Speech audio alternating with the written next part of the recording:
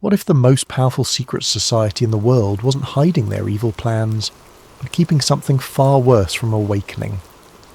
Tonight's chilling tale takes us deep into the redwood forests of California, where ancient rituals and modern power collide in ways you never imagined. Special thanks to Langalman for suggesting this spine-tingling concept. If you have ideas for future stories, drop them in the comments below. And if you're enjoying these midnight journeys into the unknown, don't forget to like and subscribe to Sleep Theories for more tales that blur the line between conspiracy and nightmare. The envelope arrived on a Tuesday morning, slipped between my electric bill and a stack of rejection letters from publishers who wouldn't touch my work anymore. Plain white paper, no return address, postmarked from San Francisco but feeling like it had travelled much farther than the 300 miles from the city. My name was written in careful block letters across the front. ALEXMORGAN.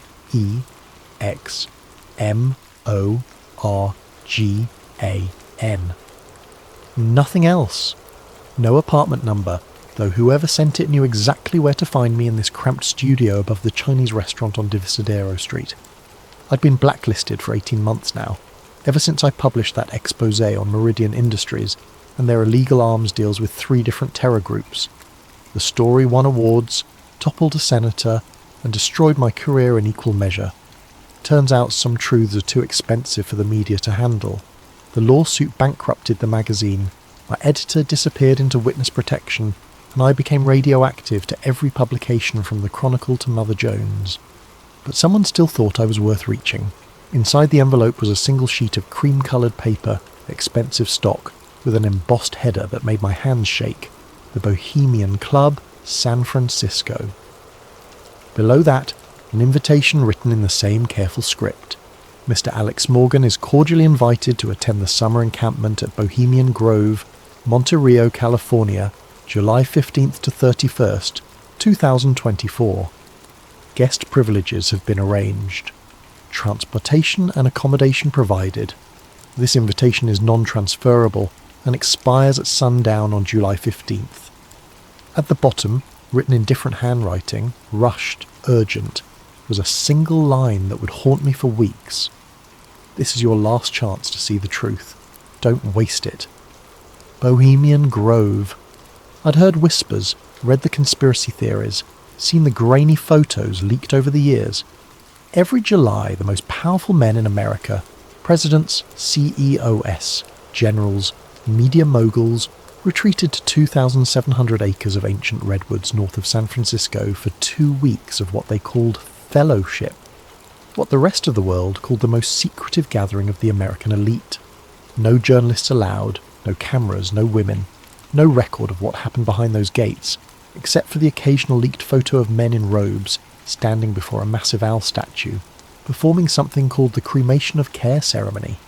Political theatre most assumed. Rich men playing dress-up while they planned the next war or market crash. But this invitation was real. The paper felt authentic. The letterhead matched samples I'd seen in archived documents. Someone with serious connections wanted me inside those gates. The question was why. I spent 3 days researching everything I could find about the Grove. The official history spoke of artistic pursuits, informal talks, and male bonding among the country's leadership. The unofficial history painted darker pictures. Secret deals, occult rituals, decisions that shaped global politics made during drunken conversations around campfires. The most disturbing accounts came from the few infiltrators who'd made it inside over the decades. They described the opening ceremony where members dressed as druids and burned an effigy called Care before a giant concrete owl. They spoke of lakeside talks where defence contractors pitched new weapons to Pentagon officials, of quiet conversations that preceded major policy announcements, of a casual corruption so normalised it felt like summer camp for sociopaths. But none of them had stayed long. Most were caught and expelled within days. The security was too tight, the members too paranoid, the stakes too high for any real investigation. Whoever sent this invitation was giving me something no journalist had ever possessed: legitimate access. The question was whether I was walking into the story of a lifetime or a trap that would finish what Meridian Industries had started. On the morning of July 14th, I made my decision. I packed light, a small camera hidden in my toiletry kit, a digital recorder disguised as an inhaler, a notebook I could claim was for poetry if questioned, everything that might help me document what happened behind those gates. The invitation included a phone number. When I called, a woman's voice gave me an address in Santa Rosa and told me to be there by 6 p.m. sharp. No other details.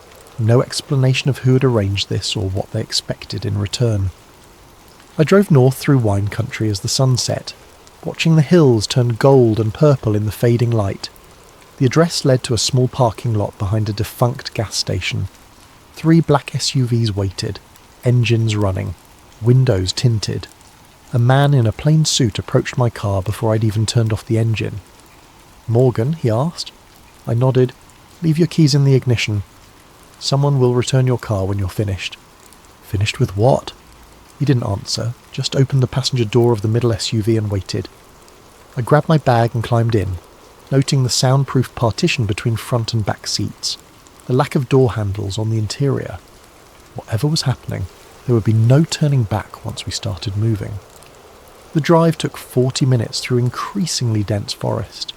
No conversation, no music, just the hum of tyres on asphalt and the gradual realisation that I was committing to something I didn't understand. My phone lost signal after the first 10 minutes. The windows were too dark to see landmarks. By the time we stopped, I had no idea where we were or how to get back. The gates of Bohemian Grove appeared suddenly in our headlights. Massive wooden barriers flanked by stone pillars, with the carved image of an owl watching from above. Guards emerged from hidden positions, checked documents, waved us through. The SUV followed a winding road deeper into the forest, past smaller camps with names like Hillbillies and Lost Angels painted on rustic signs. We stopped at a cluster of simple cabins near what appeared to be a lake. The man in the suit handed me a small leather folder. "Your documentation," he said. "You're a guest of the Mandalay camp. Keep your head down, your mouth shut, and your eyes open. Someone will contact you when it's time." Time for what? But he was already walking back to the SUV. I watched the taillights disappear into the trees, leaving me alone in the most secretive place in America with nothing but a fake identity, and questions I wasn't sure I wanted answered. Inside the leather folder was a camp roster listing me as a Morgan, Investment Banking, Chicago. Below that was a simple map of the Grove and a schedule of events. Tomorrow night was marked in red. Cremation of care ceremony, 9:30 p.m, Sacred Grove. At the bottom of the page, in the same urgent handwriting from the invitation, was one final note. "Watch for the second ceremony. That's where the real truth begins." The morning brought sounds I'd never expected to hear in such a place. Laughter, casual conversation, the clink of coffee cups on saucers. Looking out the window of my assigned cabin, I saw men who controlled trillions of dollars and millions of lives shuffling around in bathrobes and flip-flops like they were at a summer camp. Because that's exactly what it was, I realised. The most exclusive, powerful summer camp in the world. I dressed in the khakis and polo shirt that had been left in my closet, the Grove's unofficial uniform, and stepped outside to explore. The camp sprawled across the forest in a seemingly random pattern of paths and clearings, each dedicated to different groups with names that sounded like fraternity houses. Caveman, Silverado, Owl's Nest, Sons of Toil. At the central plaza I found what looked like a small town square, a dining hall large enough for hundreds, a stage for performances, a bar that was already serving despite the early hour. Men moved between these spaces with the easy familiarity of those who'd done this many times before. Some faces I recognised from television and magazine covers. Senators CEOS, a former Secretary of State. Others were anonymous but carried themselves with the quiet confidence that comes from wielding serious power. The strangest part was how normal it all felt. These were the people conspiracy theorists claimed ran secret cabals to control world events, and they were arguing about baseball scores and complaining about their golf games like any group of aging fraternity brothers. First time at the Grove? I turned to find a heavy-set man in his 60s, silver hair perfectly styled despite the casual setting. His face was familiar, but I couldn't place it immediately. "That obvious?" I asked. He laughed. "You've got that wide-eyed look." Everyone does their first time. I'm Bill. Been coming here for 23 years. Alex, investment banking. Right. Mandalay camp. Heard you were joining us. What brings you to our little retreat? It was a casual question, but something in his tone suggested it wasn't casual at all. I'd prepared for this. Market analysis consultant, I said. Specialised in political risk assessment. Figured this might be a good place to network. Bill nodded slowly. Indeed it is. You'll want to catch tonight's ceremony if you haven't seen it before. Quite a spectacle. Been the same for nearly a century now. The owl thing, cremation of care. Beautiful tradition. Helps everyone leave their worries behind, focus on fellowship. He paused, studying my face. Though I suspect you might find other aspects of our gathering more professionally relevant. Before I could ask what he meant, Bill was walking away, leaving me with the distinct impression that I'd just passed some kind of test. I spent the day observing, noting the casual interactions between men whose public relationships were supposedly adversarial. A Democratic senator sharing drinks with a Republican defense contractor, a tech CEO deep in conversation with someone I was pretty sure ran the NSA, a former president holding court near the lake, surrounded by media executives who hung on his every word. This was where real policy got made, I realised. Not in committee meetings or official negotiations, but in these informal moments between men who'd known each other for decades. The Grove was a lubricant for American power, a place where opposing sides could find common ground away from cameras and constituents. As afternoon turned to evening, the atmosphere shifted. Conversations became more hushed, more urgent. Staff members appeared with cases of equipment I couldn't identify. The lake area was cordoned off with rope barriers. Whatever was happening tonight, it was bigger than casual networking. At sunset, I joined the stream of men walking toward the sacred grove, a natural amphitheatre carved into the hillside dominated by the famous owl statue. 40 feet tall, carved from concrete, with burning eyes that watched over everything. Hundreds of folding chairs faced a small stage where men in hooded robes were preparing props I couldn't make out in the growing darkness. The ceremony began with music. A choir hidden in the trees, singing something that sounded like a funeral dirge. Then came the procession. 24 men in flowing robes, carrying torches, escorting what appeared to be a small coffin draped in black cloth. A voice boomed from speakers hidden throughout the forest, narrating the death of Care and its cremation before the great owl. The robed figures placed the coffin on a pyre and set it ablaze while the choir reached a crescendo. Flames leaped toward the owl's glowing eyes as hundreds of the world's most powerful men watched in reverent silence. It should have been absurd. Grown men playing dress-up, performing amateur theatre in the woods. Instead, it felt genuinely eerie. Something about the ancient trees, the flickering shadows, the synchronized movement of so many people participating in a ritual most of them probably didn't fully understand. Then the lights went out. Not just the ceremonial flames, everything. The owl's eyes went dark, the hidden speakers went silent, even the subtle path lighting I'd barely noticed disappeared.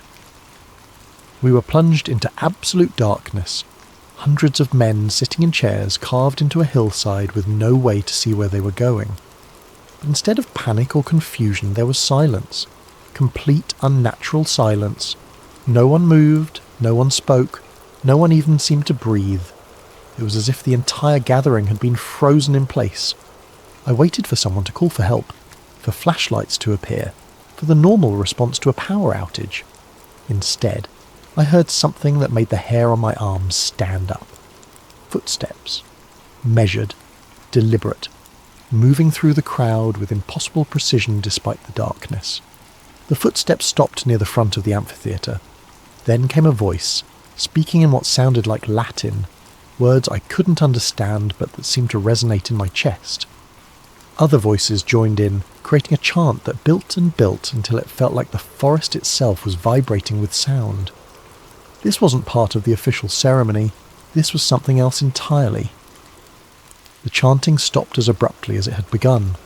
A few seconds later the lights returned. Owl's eyes blazing, speakers crackling back to life, the master of ceremonies continuing his narration as if nothing had happened. The spell was broken, men began talking and moving again. The formal ceremony concluded with applause and casual conversation. But as we filed out of the sacred grove, I noticed something that chilled me. At least 24 men weren't heading back to the camps with everyone else. Instead, they were walking deeper into the forest, following a path I hadn't noticed before. All of them carried small flashlights, and all of them moved with the purposeful direction of people who knew exactly where they were going. I hung back, letting the main crowd pass, then followed the breakaway group at a distance. They were easy to track. The flashlight beams bobbed through the trees like fireflies, leading toward a part of the grove I hadn't seen on any map. The path wound uphill for nearly half a mile before opening into a smaller clearing I would never have found on my own. Here, hidden from the main camp by dense forest, was a second amphitheatre. Older, more primitive, carved from natural rock formations rather than built from concrete and steel. At the centre stood not an owl but a stone altar, covered with symbols I didn't recognise. The 24 men formed a circle around it, no longer in ceremonial robes but in simple black clothing.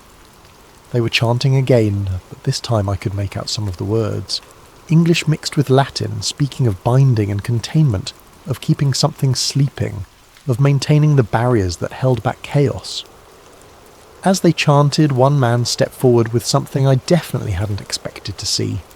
A wooden crate, old and weathered, marked with symbols and what appeared to be a date from the 1940s. This was the real ceremony. Everything at the sacred grove had been theatre for the masses. This was why I'd been invited, why someone wanted a journalist to witness what happened in the shadows of America's most secretive gathering. I pressed closer, trying to see what was in the crate, but the trees blocked my view. All I could make out were the chanted words, growing more urgent now, in the sense that something ancient and dangerous was being carefully, deliberately contained. Then one of the men looked directly at me. The man who spotted me was younger than the others, maybe 45, with the lean build of someone who stayed in shape despite spending his days behind a desk. In the flickering torchlight, I couldn't make out his face clearly, but his posture suggested military training. He raised a hand and the chanting stopped instantly. "We have a visitor," he said, voice carrying easily across the clearing. I considered running, but there was nowhere to go. The path back was too narrow, too winding, and I'd never find my way in the dark. Instead, I stepped forward into the light, trying to project confidence I didn't feel. "Alex Morgan," I said. "Mandalay Camp, I was just—" "You were just following us," the man interrupted. "Question is why?" An older man emerged from the circle, someone I now recognised as a former defence secretary, whose tenure had spanned 3 administrations. His presence here transformed this from concerning to terrifying. These weren't just wealthy eccentrics playing games. These were people who controlled military budgets and intelligence operations. "Show him," the defence secretary said simply. 2 men stepped aside, giving me a clear view of the stone altar. The surface was covered with carved symbols that looked far older than anything else in the grove, spirals and geometric patterns that seemed to shift in the torchlight. The wooden crate sat at the centre, its lid partially open to reveal something that gleamed metallic in the flickering light. "Do you know what you're looking at, Mr. Morgan?" the defence secretary asked. I shook my head, not trusting my voice. "Project Owl," he continued, started in 1943, continued in various forms ever since. The Grove isn't just a social club, it's a containment facility. Containment for what? The younger man laughed, but there was no humour in it. "You wouldn't believe us if we told you. Hell, most of the members don't know. They think they're here for networking and male bonding. The cremation of care is just pageantry to them, a quaint tradition with symbolic meaning. But the real ceremony," I gestured toward the altar, "is about keeping something very old, very powerful and very dangerous from waking up," the defence secretary finished. "The owl isn't a symbol we worship, Mr. Morgan. It's a prison we maintain." They were all watching me now, measuring my reaction, waiting to see how I'd process what they were telling me. Part of me wanted to laugh. This sounded like the fever dreams of conspiracy theorists, ancient evils and shadow governments and occult containment protocols. But the setting was too real, the participants too credible, the ritual I'd witnessed too elaborate to be fiction. "What's in the crate?" I asked. "The original binding artifacts," said a woman's voice from behind me. I spun around to find someone who definitely hadn't been there moments before. A woman in her 70s, silver hair pulled back severely, wearing clothes that managed to look both practical and expensive. Her presence violated everything I knew about the Grove's men-only policy. "Eleanor Hartwell," she said, extending a hand. "I've been managing Project Owl since 1987. Women aren't allowed. In the social aspects, no. But some secrets are too important for gender politics." She moved past me to examine the crate's contents. These were recovered from a Nazi expedition to Tibet in 1943. The SS Ahnenerbe thought they'd found artifacts that could summon and control ancient powers. They were half right. She lifted something from the crate, a metal disc covered with the same spiralling symbols as the altar, but these seemed to move on their own, shifting and changing as I watched. "The Tibetan monks who originally possessed these weren't trying to summon anything," Eleanor continued. "They were trying to keep something asleep. When Hitler's occultists broke the original binding, they didn't gain power. They released something that had been contained for centuries." "What kind of something?" the Defense Secretary answered. "Call it what you like. Ancient god, interdimensional entity, primordial force of chaos. The names don't matter. What matters is what it does when it's free." He gestured, and one of the other men brought out a tablet computer incongruous in this setting of torches and stone altars. The screen showed a map of the world with red markers scattered across it. "Every time the binding weakens, we see spikes in seemingly random catastrophic events," he explained. "Political assassinations, market crashes, natural disasters, terrorist attacks. Not caused directly, but influenced. Chaos spreads like a virus when certain barriers are down. The Grove was established here because of the natural properties of these particular redwoods," Eleanor added. "Old growth forests have natural resonance with certain types of, let's call them spiritual phenomena. The founding members didn't understand the science, but they recognized the effect. The annual gathering, the rituals, the focused attention of powerful minds, it all serves to reinforce the containment.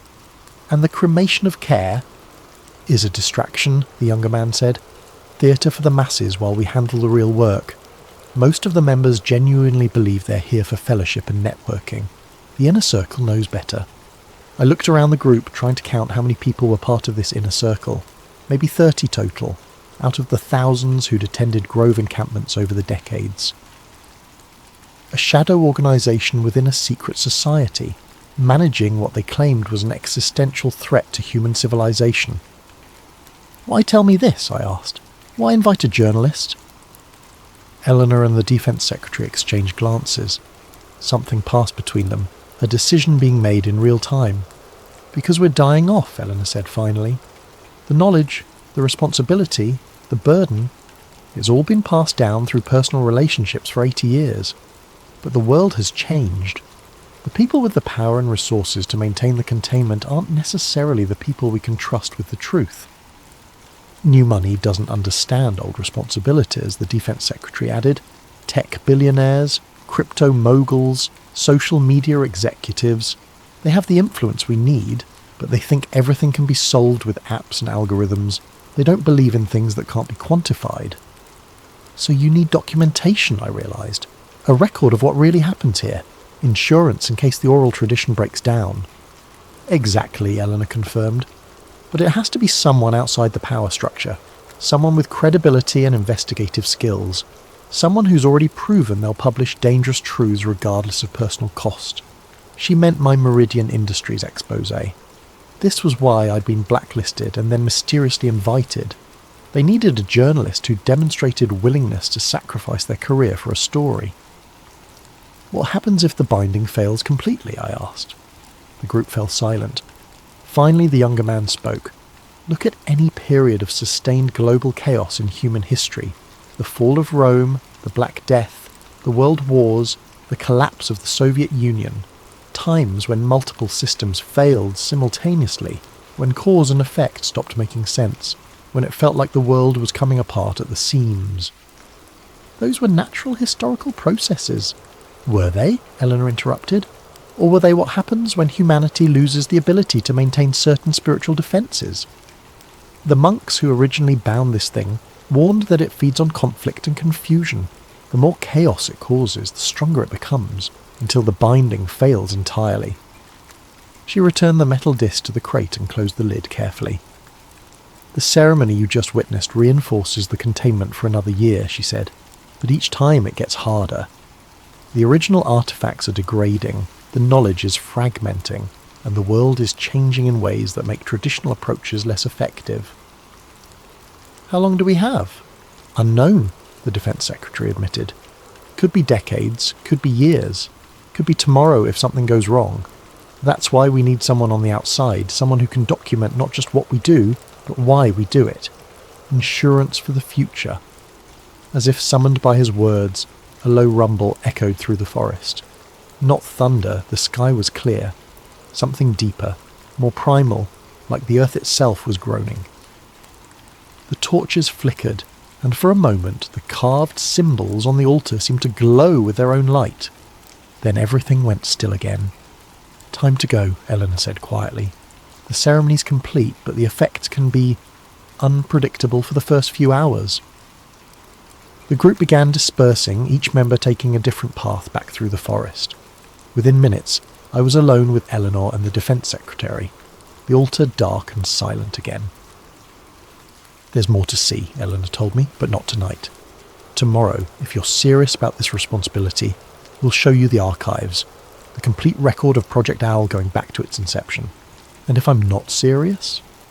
Then you'll have an interesting story about rich men playing games in the woods," the Defense Secretary said, which is what 90% of the attendees would tell you anyway. They walked away in different directions, leaving me standing alone beside the stone altar. The forest felt different now. Not threatening exactly, but aware, as if something vast and patient was watching from between the trees, held in check by forces I was only beginning to understand. I found my way back to Mandalay Camp by following the distant sound of laughter from the main plaza. Men were still awake, drinking and talking around campfires, processing the evening's official ceremony. To them, it had been a meaningful but ultimately symbolic ritual. They had no idea what had happened in the hidden clearing, no sense that their casual gathering served a purpose beyond networking and tradition. Back in my cabin, I sat on the narrow bed and tried to process what I'd experienced. Every instinct I'd developed as a journalist screamed that this was elaborate nonsense. Powerful people telling themselves comforting stories about their importance, dressing up their influence in mystical language to avoid confronting the mundane reality of politics and economics. But the metal disc had moved on its own. The forest had responded to the completion of their ritual, and the people involved weren't the kind who needed to invent elaborate fantasies to feel important. They already controlled most of the world's power and resources. Either I'd stumbled into the most sophisticated hoax in human history, or I'd been invited to document something that made every conspiracy theory I'd ever dismissed seem quaint by comparison. Tomorrow I'd get to see the archives. Tomorrow I'd learn whether Project Owl was an elaborate delusion or the most important secret in the world. Either way, my life as I knew it was over. I barely slept. Every sound in the forest seemed amplified. Branches creaking in the wind, night birds calling to each other, the distant murmur of late-night conversations from other camps. When I finally drifted off near dawn, my dreams were filled with spinning metal discs and watching eyes carved from stone. Eleanor found me at breakfast, appearing beside my table in the dining hall as if she'd materialised from thin air. In daylight, she looked like any other well-preserved socialite who might attend charity galas in Pacific Heights. The kind of woman whose presence at an all-male retreat would be explained as someone's eccentric aunt, who'd been grandfathered in through family connections. "Ready for the historical tour?" she asked, settling into the chair across from me. "Is that what we're calling it? The other guests think you're researching the Grove's role in American political history, which isn't entirely untrue." She sipped her coffee, eyes scanning the dining hall. "Most of them will be occupied with golf and lake activities today. Perfect time for a deeper education." We walked through the main camp area, past men reading newspapers and debating policy like they were at any expensive resort. Eleanor kept up a stream of casual conversation about Grove traditions and notable members, playing her part as tour guide. but I noticed she was leading us away from the popular areas towards sections of the forest I hadn't seen before. The grove covers nearly 3,000 acres, she explained as we walked. Most guests never venture beyond the central few hundred. Why would they? The camps, the lake, the dining facilities, everything they need for their retreat is concentrated in one area. But the rest of the property serves other purposes. We'd been walking for almost 20 minutes when she stopped beside what appeared to be a maintenance shed. Weathered wood siding, corrugated metal roof, the kind of utilitarian structure that becomes invisible once you've seen it. Eleanor produced a key and opened the padlock on the door. Inside, the shed was bigger than it appeared from outside, extending back into the hillside. What I'd taken for a simple storage building was actually a facade hiding a much larger underground facility. Fluorescent lights flickered on as we descended a concrete staircase that went down much deeper than should have been possible. Built during the Cold War, Eleanor explained, her voice echoing in the narrow stairwell. Officially, it's an emergency shelter for continuity of government operations. Unofficially, it houses the most complete archive of Project Owl materials outside of certain classified Pentagon files. The stairs ended at a steel door marked with radiation warnings and biohazard symbols. Eleanor placed her palm on a scanner that seemed decades newer than the rest of the facility. The door slid open with a hydraulic hiss, revealing something that took my breath away. The archive stretched out in all directions, a vast underground chamber carved from the bedrock beneath the grove. Metal shelving units reached toward a ceiling lost in shadows, each one packed with boxes, files, artifacts and equipment I couldn't begin to identify. Climate control systems hummed quietly, maintaining perfect temperature and humidity for materials that spanned nearly 8 decades of secret research. "Welcome to the real history of the 20th century," Eleanor said. She led me past shelves of documents in German, Russian, Chinese, and languages I didn't recognise.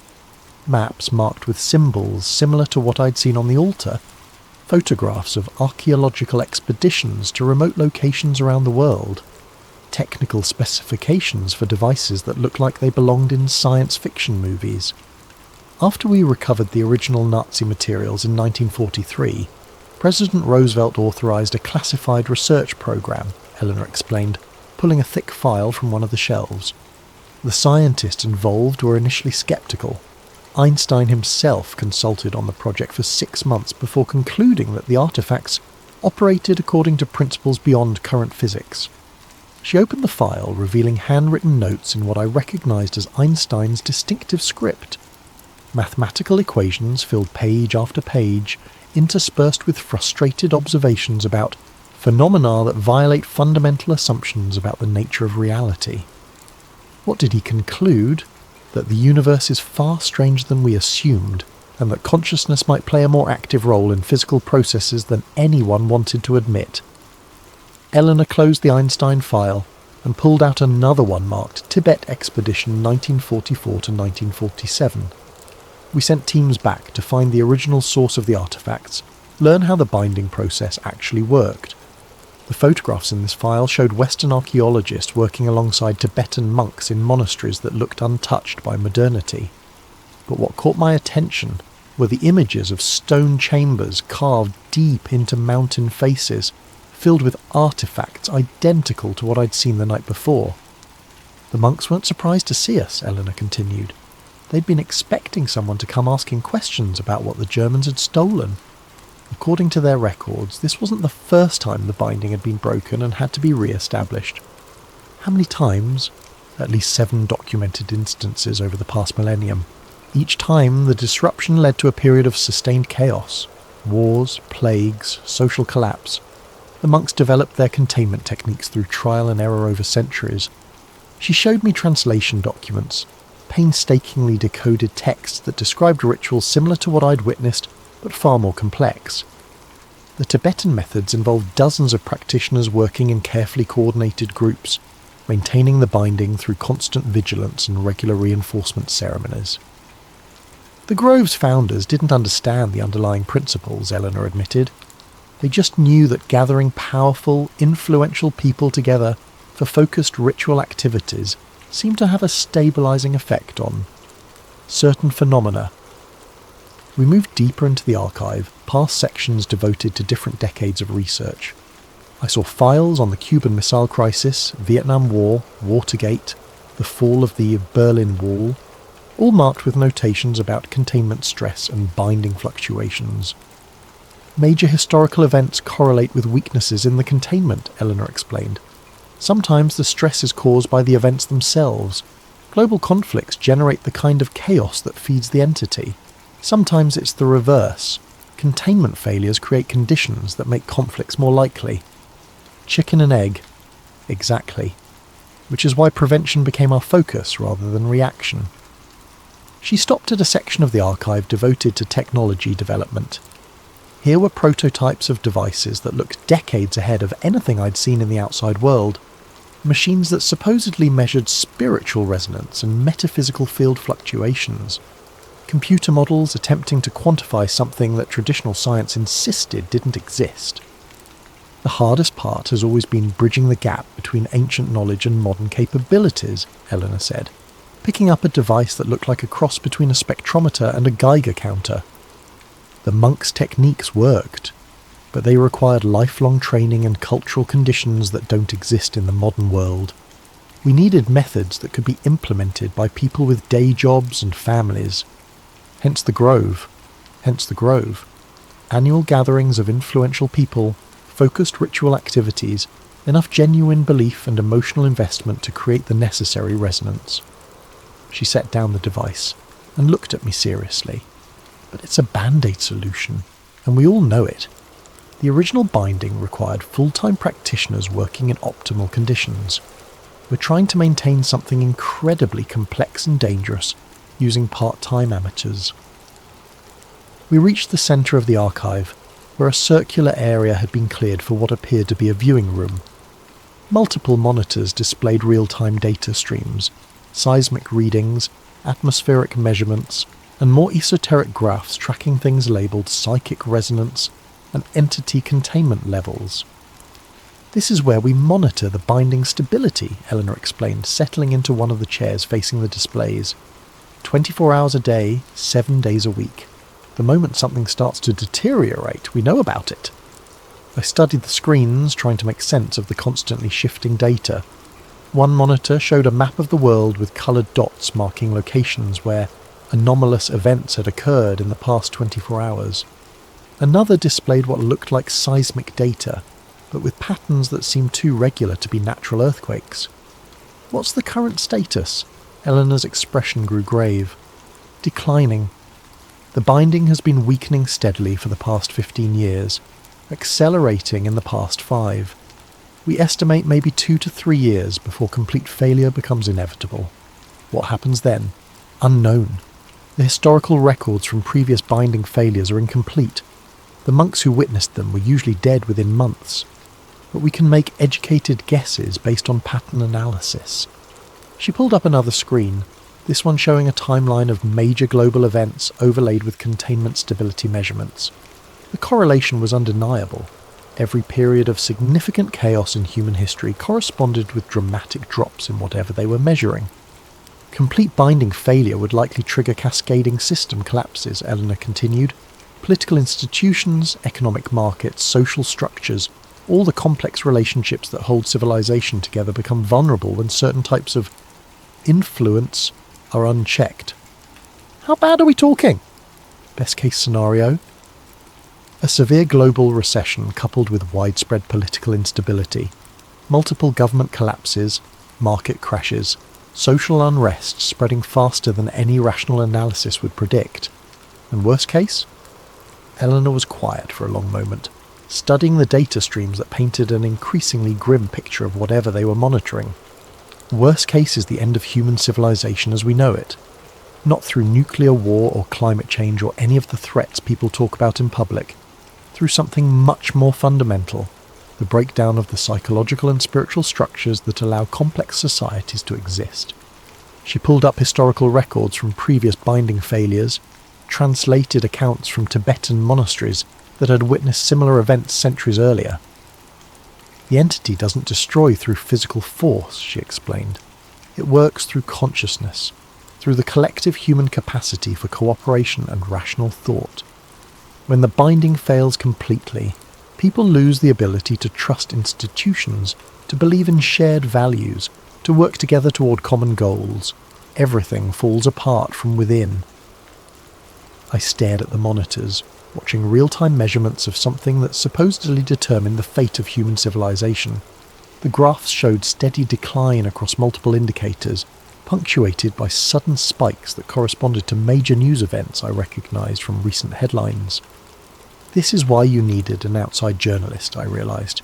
The inner circle is dying off, and you need someone to document the whole system before it's too late. Partly.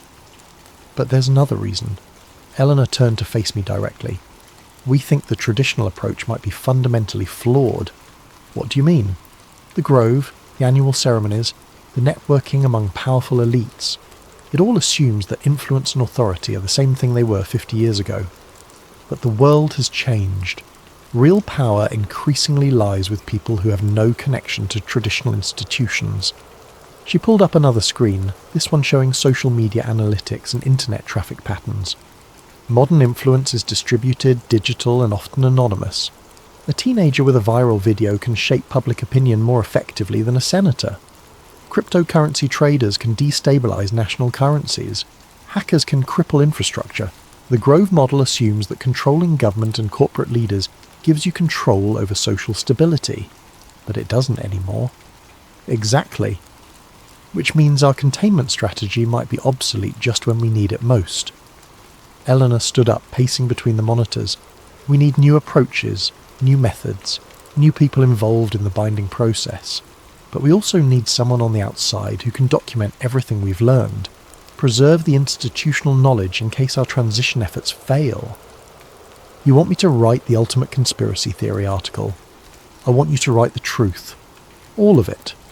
The complete history of Project Owl, the scientific evidence for non-physical phenomena affecting global stability, the methods we've developed for managing existential threats that most people don't believe exist. She led me to another section of the archive, this one containing dozens of film reels stored in climate-controlled cases. But first, you need to understand exactly what we're dealing with. The Nazi expedition that started all this documented their activities extensively. They filmed everything, convinced they were making history. Eleanor selected one of the reels and loaded it into a vintage projector that looked like it belonged in a museum. The screen flickered to life, showing black and white footage of men in SS uniforms working in what appeared to be a Tibetan monastery. Tibet, 1943, Eleanor narrated as the images played. The Ahnenerbe expedition, led by Heinrich Himmler's personal occult research division. They found what they were looking for, but they had no idea what they were actually dealing with. The film showed German archaeologists carefully removing artifacts from hidden chambers, documenting everything with scientific precision. But as they worked, the footage began to show anomalies, shadows that moved independently of their sources, equipment malfunctioning in ways that defied explanation. And in the faces of the expedition members, a growing sense of unease that became terror as the film progressed. Watch what happens when they break the original seal, Eleanor said. On screen the Germans used explosives to breach a stone chamber that had clearly been sealed for centuries. The moment the barrier cracked, the camera recorded something that made my skin crawl. A sound like wind rushing through tunnels, but with an intelligence behind it that felt actively malevolent. The expedition members began arguing, then fighting, then turning on each other with a violence that seemed to come from nowhere. Within hours of breaking the seal, half the team was dead, and the survivors were fleeing through the mountains carrying only the most portable artifacts. They thought they'd found weapons, Eleanor explained as the reel ended. What they actually found was something that used them as weapons against each other. The surviving members of the expedition spent the rest of the war trying to develop countermeasures, but it was too late. The damage was already spreading. She loaded another reel, this one showing American soldiers in 1945 investigating what remained of German occult research facilities. General Patton's intelligence units found the Nazi research archives during the final push into Germany. Most of it was dismissed as mystical nonsense, but a few people recognized the potential strategic implications. The second film showed American scientists examining the artifacts that would eventually end up at Bohemian Grove, testing them with instruments that clearly couldn't measure what they were really dealing with. But the effects were undeniable. Personnel exposed to the artifacts began exhibiting erratic behaviour, making increasingly irrational decisions, turning against colleagues and superiors without apparent cause. Project Owl was established to contain and study the artifacts while developing countermeasures, Eleanor continued. The Grove became the testing ground for large-scale containment techniques. And it worked. For almost 80 years, yes, but the binding requires constant maintenance, and each generation faces new challenges. She showed me more reels, documenting decades of research and development, scientists working to understand forces that couldn't be quantified, politicians unknowingly participating in rituals designed to maintain global stability, business leaders whose networking activities served purposes they never suspected. The most recent footage showed the Grove ceremonies I'd witnessed, but from multiple camera angles that revealed details invisible to casual observers. During the official cremation of care, sophisticated monitoring equipment tracked energy fluctuations that spiked dramatically during specific moments of the ritual. The hidden ceremony showed even more dramatic readings, with measurements that peaked exactly when the chanting reached its climax. The science isn't complete, Eleanor admitted. We're still working with phenomena that exist at the intersection of consciousness and physics, in areas where traditional materialist approaches break down. But the effects are measurable, reproducible, and absolutely critical for global stability. Why hasn't any of this been published? Because publication would destroy the effectiveness of the countermeasures. The binding works partly because the participants believe in what they're doing, even if they don't understand the underlying mechanisms. Widespread skepticism and debunking would undermine the psychological foundations that make the ritual effective. She gestured toward the monitors showing real-time containment data. But we're reaching a point where secrecy might be more dangerous than exposure. The traditional power structures that maintain the Grove system are fragmenting. New forms of influence are emerging faster than we can adapt, and the entity itself seems to be evolving, finding new ways to exploit modern communication systems and social networks. What are you asking me to do? Eleanor stopped the projector and faced me directly. Document everything. Learn how the system works, understand what's at stake, and prepare a complete record that can preserve this knowledge for future generations. Then help us figure out how to adapt these techniques for a world where power and influence operate according to completely different rules. And if I refuse? Then you'll have an interesting story about rich men performing rituals in the woods. You'll publish it, people will read it as entertainment, and the most important secret in human history will die with us. The monitors around us continued their steady tracking of forces I was only beginning to understand. Whatever they were measuring was declining steadily, and the implications of that decline were more terrifying than any conventional threat I could imagine. How long do I have to decide? The next phase of your education starts tonight, Eleanor said. We'll show you the complete film archive, introduce you to the current research team, and give you access to the real-time monitoring systems. After that, you'll understand exactly what's at stake. She began shutting down the projection equipment, preparing to leave the archive. But I should warn you, once you've seen everything, there's no going back. The knowledge becomes a responsibility, and that responsibility will follow you for the rest of your life. As we climbed back toward the surface, I tried to process what I'd learned. Either I'd stumbled into the most elaborate hoax in human history, or I was being invited to document something that made every conspiracy theory seem quaint by comparison. The shed above us looked innocent enough in the afternoon sunlight, just another maintenance building in a forest full of them. But beneath our feet lay evidence of forces that supposedly shaped the course of human civilization, monitored by people who carried the weight of secrets too dangerous for public consumption. Tomorrow night, I'd see the rest of the archive. Tomorrow night, I'd learn whether Project Owl represented humanity's greatest triumph or its most necessary deception. Either way, my life as I knew it was ending. The only question was what would replace it. Eleanor met me again at sunset, appearing beside my cabin as the dinner bell rang across the grove. Around us, members were gathering for the evening's entertainment, Some kind of historical presentation about Grove traditions that would give us perfect cover for our real activities. "Tonight you see everything," she said simply. "The complete archive going back to the beginning. Fair warning, some of it isn't easy to watch." We took a different route to the underground facility, following maintenance paths that avoided the main camp areas.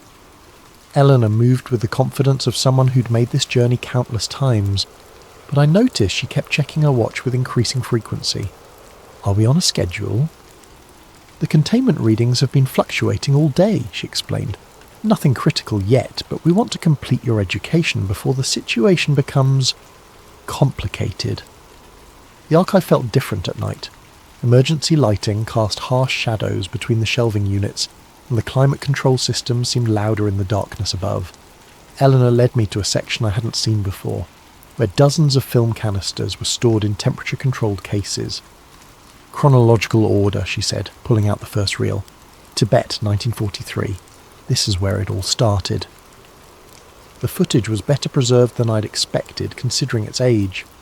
German expedition members documented their activities with scientific precision, filming everything from arrival at the monastery to the careful cataloguing of artefacts they found in hidden chambers. But what struck me most was the change in the expedition members themselves as the film progressed. They started as confident researchers, convinced they were recovering important historical artefacts for the Reich. By the end, they were hollow-eyed and paranoid, jumping at shadows and arguing with increasing violence over trivial decisions. "Watch the progression," Eleanor advised as she loaded the second reel. "The deterioration follows a predictable pattern." She was right. The expedition leader, who appeared calm and competent in early footage, gradually became erratic and suspicious. He began seeing conspiracies among his own team members, making accusations that had no basis in reality. Other team members developed obsessive behaviours, repetitive actions that served no logical purpose, but which they couldn't seem to stop. "The entity doesn't possess people in any dramatic sense," Eleanor explained. "It influences them, amplifies existing psychological weaknesses, makes rational cooperation increasingly difficult." The later reels showed the aftermath. German scientists attempting to study the recovered artefacts, unaware that exposure to them was affecting their judgment and behaviour. Research that started as methodical investigation devolved into fractured efforts as team members became unable to work together effectively. By 1944, the Nazi research program was in complete disarray, Eleanor said, loading footage from American intelligence units. Not because they lacked resources or expertise, but because the people involved had lost the capacity for organised, rational effort. The American footage was even more disturbing. Soldiers who'd participated in securing the German research facilities began exhibiting similar symptoms within weeks: paranoia, aggression, an inability to follow orders or work as a team. The artefacts were quickly transferred to secure facilities, but the damage was already spreading through the military units involved. "This is when President Roosevelt authorized Project Owl," Eleanor said, showing me classified documents I definitely shouldn't have been seeing. The decision was made to contain the artefacts rather than study them, at least until we understood what we were dealing with. The next series of reels documented the early years of the Grove's involvement. Prominent businessmen and politicians who thought they were participating in elaborate team-building exercises, unaware that their activities were being carefully monitored for their effects on containment stability. The beautiful irony, Eleanor noted, is that the most effective participants were people who took the rituals seriously, without believing in their literal truth. They invested genuine emotional energy in symbolic activities, creating the psychological resonance necessary for containment without the skepticism that would undermine it. I watched decades of Grove ceremonies, seeing the evolution from crude early attempts to the sophisticated rituals I'd witnessed. The filmmakers documented everything from multiple angles, tracking correlations between participant behaviour and mysterious readings on monitoring equipment. The breakthrough came in 1963, Eleanor said, loading a reel marked Project Mindbridge Consciousness Research Initiative. We finally began to understand the relationship between collective human consciousness and what we were trying to contain. This footage showed scientists working with equipment that looked decades ahead of anything I'd seen in public research facilities. They were mapping what they called psychic resonance fields, measuring the effects of focused group attention on phenomena that traditional science insisted didn't exist. Consciousness isn't passive, Eleanor explained as the footage showed researchers monitoring brainwave patterns during grove ceremonies. Under specific conditions, focused human attention can influence physical processes through mechanisms we still don't fully understand. The evidence was compelling. During successful binding rituals, monitoring equipment showed dramatic changes in local electromagnetic fields, gravitational anomalies, and other effects that defied conventional explanation. The more focused and emotionally invested the participants, the stronger the measured effects. But the most important discovery was that the entity itself is conscious, Eleanor continued, loading a reel from the 1970s. Not conscious like a human or animal, but aware in ways that allow it to adapt and respond to our containment efforts. This footage was harder to watch. It showed experiments where researchers deliberately weakened containment protocols to study the entity's responses. The results were horrifying. Within hours, people exposed to the weakened binding began turning on each other with a savagery that had no rational explanation. We learned that it doesn't just influence behaviour randomly, Eleanor said. It targets the specific psychological and social bonds that hold groups together. It makes people distrust authority, question shared values, abandon cooperation in favour of individual survival. The final series of reels brought the documentation up to the present day. Recent grove ceremonies filmed with modern digital equipment, showing measurements that painted an increasingly dire picture. The binding was weakening despite their best efforts, and the entity's influence was spreading through channels they were still struggling to understand. Internet culture, social media, digital communication, they've created new vectors for the kind of psychological influence the entity specialises in, Eleanor explained. People are more isolated, more suspicious, more prone to conspiracy thinking than ever before. The very technologies that connect us globally are making us more vulnerable to forces that exploit human psychological weaknesses. She showed me correlation analyses that were truly frightening. Every major spike in online harassment, political extremism, and social division corresponded with measured fluctuations in containment stability. The entity wasn't just confined to the physical artifacts anymore. It was spreading through digital networks, using human communication systems to amplify its influence. This is why traditional approaches aren't working, Eleanor said. The Grove model assumes that controlling physical locations and influential people gives you control over social stability. But in a networked world, influence operates according to completely different rules. The most recent footage showed research teams working on new approaches, attempts to create digital containment protocols, online rituals that could engage globally distributed participants, technological methods for monitoring and countering the entity's influence through internet channels. The preliminary results are promising, Eleanor admitted, but we're running out of time. The traditional binding is failing faster than we can develop alternatives. She turned off the projection equipment and faced me directly. That's the complete record. 80 years of research containment and gradual understanding of something that exists at the intersection of consciousness and physics.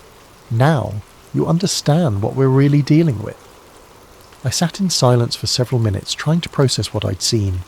The footage was too detailed, too consistent, too well documented to be an elaborate hoax. But accepting it as real meant accepting that everything I thought I knew about how the world worked was fundamentally incomplete. What do you need from me? Help us bridge the gap between old knowledge and new realities, Eleanor said. Document everything we've learned, but also help us figure out how to adapt these techniques for a world where influence operates through social media and digital networks rather than exclusive clubs and private meetings. I'm a journalist, not a researcher. You're someone who understands how information spreads in the modern world, how narratives form and evolve, how public opinion gets shaped by forces most people never notice. Those are exactly the skills we need. She gestured toward the monitors showing real-time containment data. The entity is learning to use our own communication systems against us. We need people who understand those systems well enough to develop countermeasures. And if we fail, Eleanor's expression grew grave. Then within the next few years, human civilization enters a period of chaos and collapse, unlike anything in recorded history. Not through war or natural disaster, but through the breakdown of the psychological foundations that make complex societies possible. The weight of what she was telling me settled on my shoulders like a physical burden. If they were right, I wasn't just being offered the story of a lifetime, I was being recruited to help prevent the end of the world as we knew it. When do we start? Tomorrow, Eleanor said. But first, you need to see what happens when containment fails. We have one more reel to show you. Footage from 1962, when a test of weakened binding protocols got out of hand. She loaded the final reel, and I watched something that would haunt my dreams for years to come.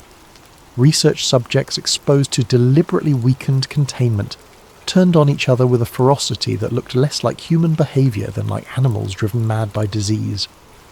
Within hours, rational people became incapable of basic cooperation, seeing enemies everywhere, responding to imagined threats with real violence. Multiply that by global population, Eleanor said quietly, and you begin to understand what we're trying to prevent. As we climbed back toward the surface, I realised there was no going back. Whether Project Owl represented the most important secret in human history, or the most elaborate delusion ever created, I was now part of it. The knowledge had become a responsibility, and that responsibility would shape everything I did for the rest of my life. Above us, the Grove continued its normal activities, powerful people networking and bonding, unaware that their casual retreats served a purpose that might determine the survival of human civilization. Tomorrow I'd begin learning how to help them succeed.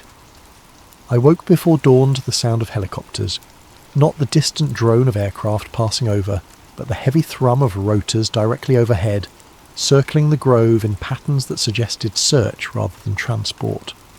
Eleanor appeared at my cabin door before I'd finished dressing, her usual composed demeanour replaced by urgent tension. "We have a problem," she said simply. "Someone's been monitoring our activities." She led me quickly through the forest, avoiding the main paths and staying under tree cover that would hide us from aerial observation. The helicopters were government aircraft, she explained, but not ones under Project Owl's control. Different agencies have different levels of clearance, she said as we moved. Some know about our activities, some know only pieces, and some know nothing but suspect something significant is happening here. Which category do the helicopters represent? The dangerous one. People who know enough to be suspicious but not enough to understand the consequences of interference. We reached the concealed entrance to the archive facility, but Eleanor didn't lead me inside. Instead, she continued deeper into the forest, towards sections of the Grove I'd never seen. The underground facility is compromised, she explained. Motion sensors, thermal imaging, electromagnetic monitoring. Anyone with the right equipment can detect activity below ground. We need to show you the backup systems. After 20 minutes of hiking through increasingly dense forest, we reached what appeared to be a natural clearing dominated by a single massive redwood. Eleanor approached the tree and pressed her hand against a section of bark that looked identical to every other section. A hidden panel slid aside, revealing modern electronic equipment built directly into the living wood. "Emergency monitoring station," she said, activating screens that showed the same real-time data I'd seen in the underground archive. "If the main facility's compromised, we can still track containment stability from here." The readings were worse than anything I'd seen before. Multiple indicators showed rapid deterioration, with fluctuations that spiked dramatically every time the helicopters passed overhead. "Electromagnetic interference," Eleanor explained. "The aircraft are disrupting the resonance fields that maintain the binding. They don't know what they're doing, but the effect is cumulative." As if summoned by her words, one of the helicopters passed directly overhead, and the monitoring equipment registered a spike that made Eleanor curse under her breath. "We need to evacuate the sensitive materials," she said, beginning to shut down the equipment. "The original artifacts, the most critical research data, anything that can't be replaced." "Where?" "Secondary sites." We learned decades ago never to keep everything in one location. She finished securing the monitoring station and led me back toward the main camp. "But first, we need to get you away from here. If this goes wrong, you're the only person outside the project who knows the complete truth." We were halfway back to my cabin when the shooting started. Not gunfire, something else. The sharp crack of what sounded like electrical discharges. Through the trees, I could see flashes of light that had nothing to do with the helicopters overhead. "What is that?" Eleanor grabbed my arm, pulling me behind the massive trunk of an ancient redwood. Containment failure. The electromagnetic interference pushed the binding past critical thresholds. The flashes were coming from the direction of the sacred grove, where the official ceremonies took place. But these weren't artificial lights. They looked like lightning, but moving in patterns that defied any natural explanation. "The entity is breaking through," Eleanor said, checking her watch with obvious anxiety. "Localized manifestation, probably limited to the immediate area, but we need to implement emergency protocols immediately." "What kind of emergency protocols?" Before she could answer, a man appeared through the trees, one of the Grove members I'd seen at the dining hall, but changed in ways that made my skin crawl. His face was twisted with rage that seemed to come from nowhere, and he was carrying what appeared to be a broken tree branch like a weapon. "You?" he said, focusing on Eleanor with hatred that was obviously irrational. You're the one who's been lying to us." Eleanor stepped back, keeping the tree trunk between herself and the approaching man. "George, you need to get back to your cabin. You're not thinking clearly." "Thinking perfectly clearly for the first time in years," George replied, raising the makeshift weapon. "Seeing through all the lies, all the manipulation. You people think you can control us, think you can use us for your games." He swung the branch at Eleanor's head with murderous intent. She dodged, but barely, and I realised with growing horror that we were seeing the entity's influence in real time. George wasn't just angry. He was completely detached from normal human empathy and reason. "This is what happens when containment fails," Eleanor said quietly, pulling me deeper into the forest. "People lose the capacity for rational cooperation. They see enemies everywhere, respond to imagined threats with real violence." Behind us, George was joined by others, Grove members who transformed from networking politicians and businessmen into something that barely resembled human beings.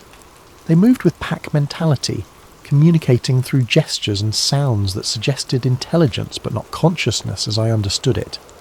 "How do we stop it?" "Emergency binding ritual," Eleanor said, leading me toward another concealed facility. "But it requires specific people in specific locations, and we're running out of time." The facility she brought me to was smaller than the main archive, but clearly designed for crisis situations. Emergency supplies, backup communication equipment, and most importantly, a collection of artifacts identical to the ones I'd seen in the underground chamber. "Portable containment kit," Eleanor explained, gathering materials with practiced efficiency. "The ritual can be performed anywhere, but it's less stable than the permanent installation." She handed me a metal disc covered with the same spiralling symbols I'd seen before, but this one felt warm to the touch and seemed to vibrate with energy I couldn't identify. "Hold this and think calming thoughts," she instructed. "Visualize peace, cooperation, people working together toward common goals. The binding responds to consciousness, but it requires focused intention from multiple participants." "I don't know how to do this." "You don't need training, you need belief. The entity feeds on conflict and suspicion. The binding requires the opposite. Trust, cooperation, shared purpose." As she spoke, the sounds from outside grew worse.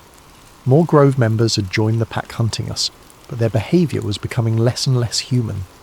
They were making sounds that reminded me of wolves or wild dogs, communicating through methods that bypassed language entirely. "They're not possessed," Eleanor explained, setting up equipment that looked like a cross between a radio and a meditation altar. "They're influenced. The entity amplifies existing psychological weaknesses, selfishness, paranoia, aggression, until rational cooperation becomes impossible." "How long does it last?" "Without intervention, permanent. The changes become self-reinforcing, creating a cycle of escalating conflict that spreads to anyone exposed to the affected individuals." She activated the emergency equipment, and I felt the disc in my hands grow warmer. Around us, the air seemed to thicken, taking on the quality of electrical charge that precedes thunderstorms. "Now," Eleanor said, "focus on everything that makes human civilization possible. trust between strangers, cooperation across differences, the willingness to sacrifice individual advantage for collective benefit. I tried to do what she asked, but the sounds outside made concentration nearly impossible. The hunting pack had found our location and was circling the facility, testing for weak points with animal cunning. "It's not working," I said. "It needs more participants," Eleanor admitted. "The emergency protocol requires at least 7 people working in coordination. I was hoping we could manage with 2, but the interference is too strong." As if responding to her words, the attackers began trying to break down the door, but their methods were wrong somehow. They were using tactics that might work against prey animals, but not against humans who understood tools and leverage. "Their intelligence is being affected," Eleanor observed. "They're losing abstract reasoning, reverting to more primitive cognitive patterns. Is that good or bad for us?" "Both. They can't plan sophisticated attacks, but they also can't be reasoned with or distracted." The door was beginning to buckle under coordinated assault.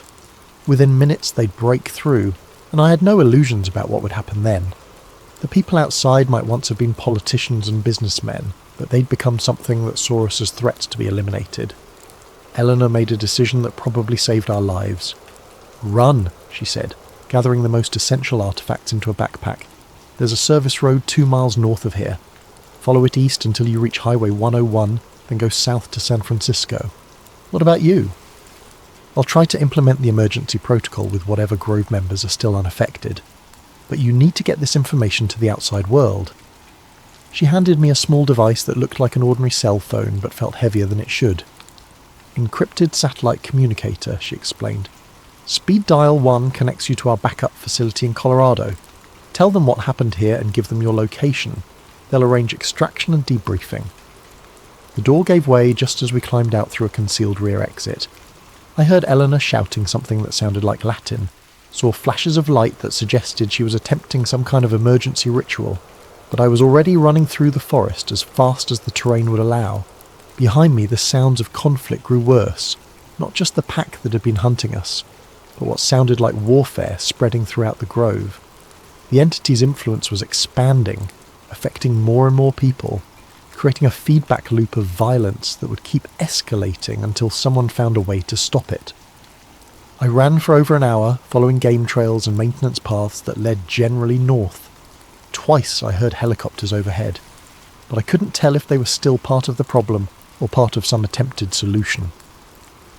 The encrypted communicator remained silent. Either the backup facility was out of range, or something had happened to it as well.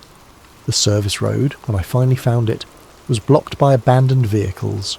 Grove security guards had apparently fled their posts, leaving gates open and equipment scattered. Whatever had happened here was bigger than just the immediate area around the sacred grove. I followed the road east on foot, staying off the asphalt to avoid being visible from the air.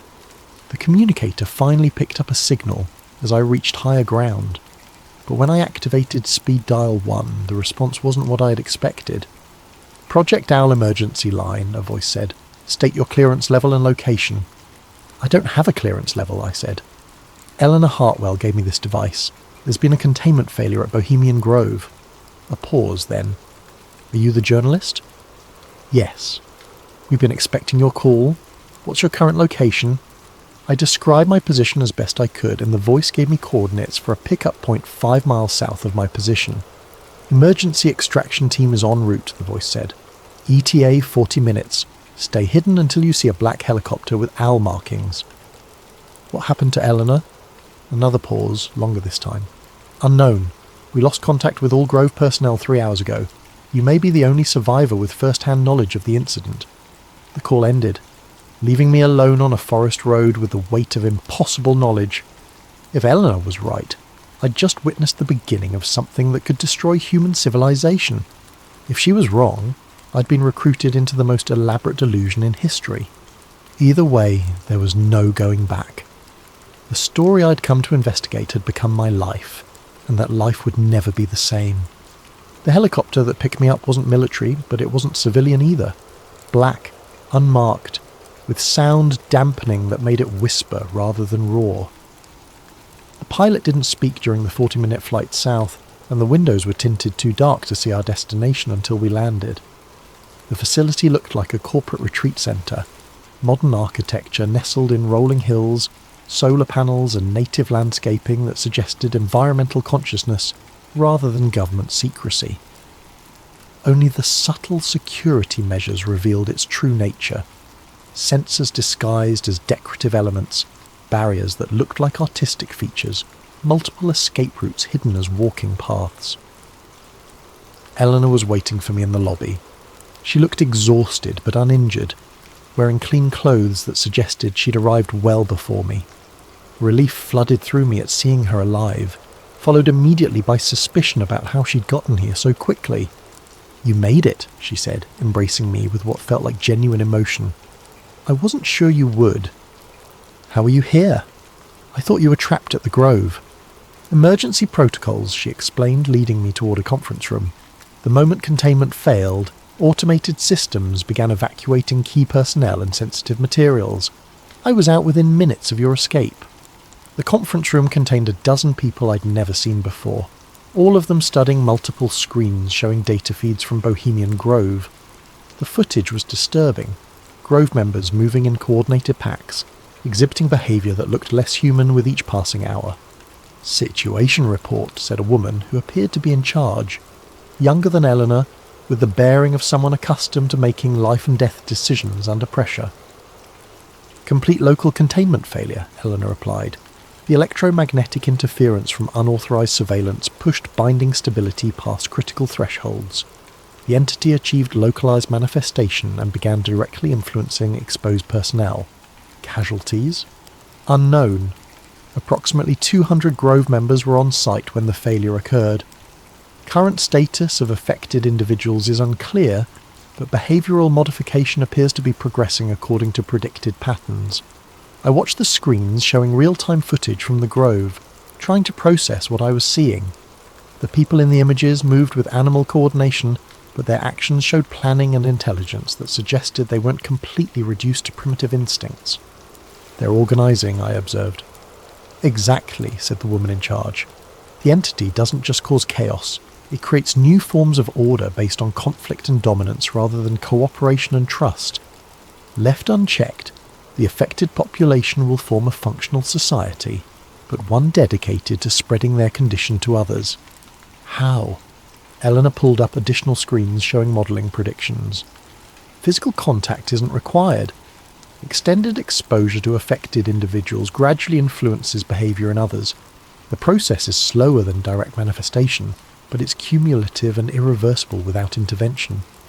"What kind of intervention?" "That's what we need to decide," the woman in charge said. "We have 3 options, none of them good." She activated a presentation that laid out scenarios with clinical precision. Option 1, military containment. Seal off the affected area. Prevent anyone from leaving. Wait for the situation to stabilise. The affected population would eventually die off, but we'd lose any chance of understanding how the entity adapted to modern conditions. Option 2, aggressive binding ritual. Deploy our full capabilities to re-establish containment, potentially reversing the effects on affected individuals. High probability of success, but it would require resources that might be needed for future emergencies. Option 3, strategic documentation. Allow the situation to develop while recording everything, learning how the entity operates in uncontrolled conditions.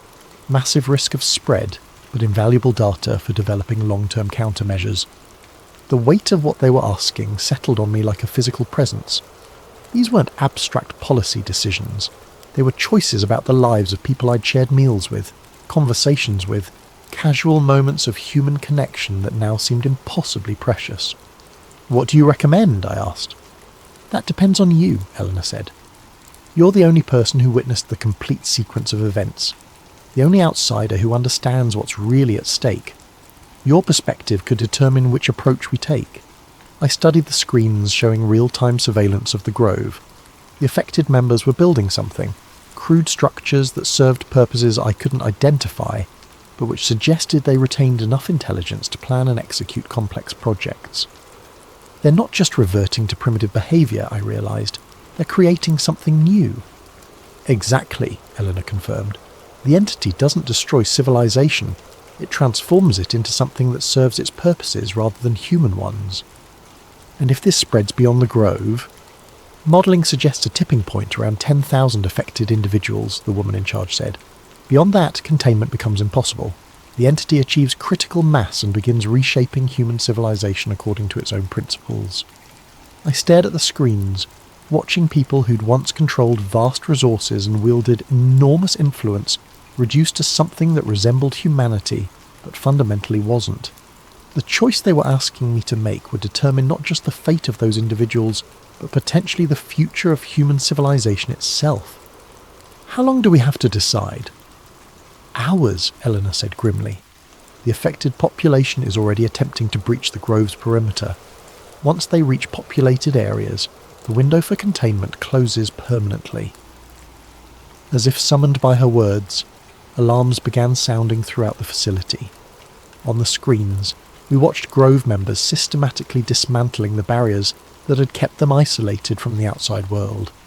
They moved with coordinated purpose, using tools and techniques that suggested retained intelligence despite their transformed state. They're adapting faster than our models predicted, the woman in charge observed. The entity is learning from direct interaction with modern infrastructure. I made my decision. Option 2, I said. Full binding ritual. Try to save them. Eleanor nodded grimly. It'll require everything we have.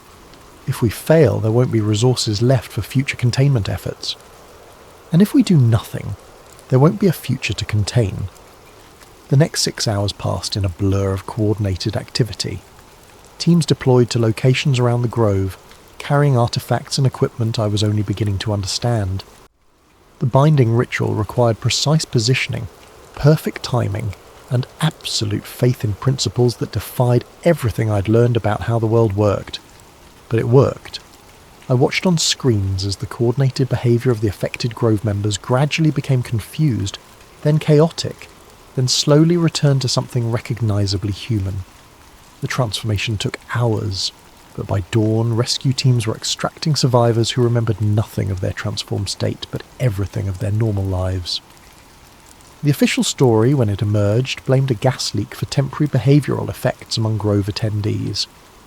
A few conspiracy theorists suggested government mind control experiments, but without hard evidence, their theories joined the usual background noise of speculation about elite gatherings. 6 months later, I sit in my apartment staring at a hard drive containing the complete documentation of Project Owl. Video footage, research data, historical records, and testimony from dozens of participants spanning 8 decades of secret work to maintain global stability. The binding held. The Grove members recovered completely, with no memory of their transformation.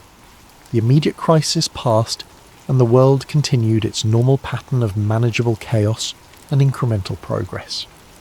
But the monitoring data tells a different story. The entity learned from its brief manifestation. Each subsequent containment requires more resources, more participants, more sophisticated countermeasures.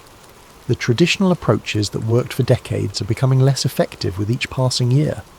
Eleanor calls weekly with updates from facilities I'm not supposed to know exist.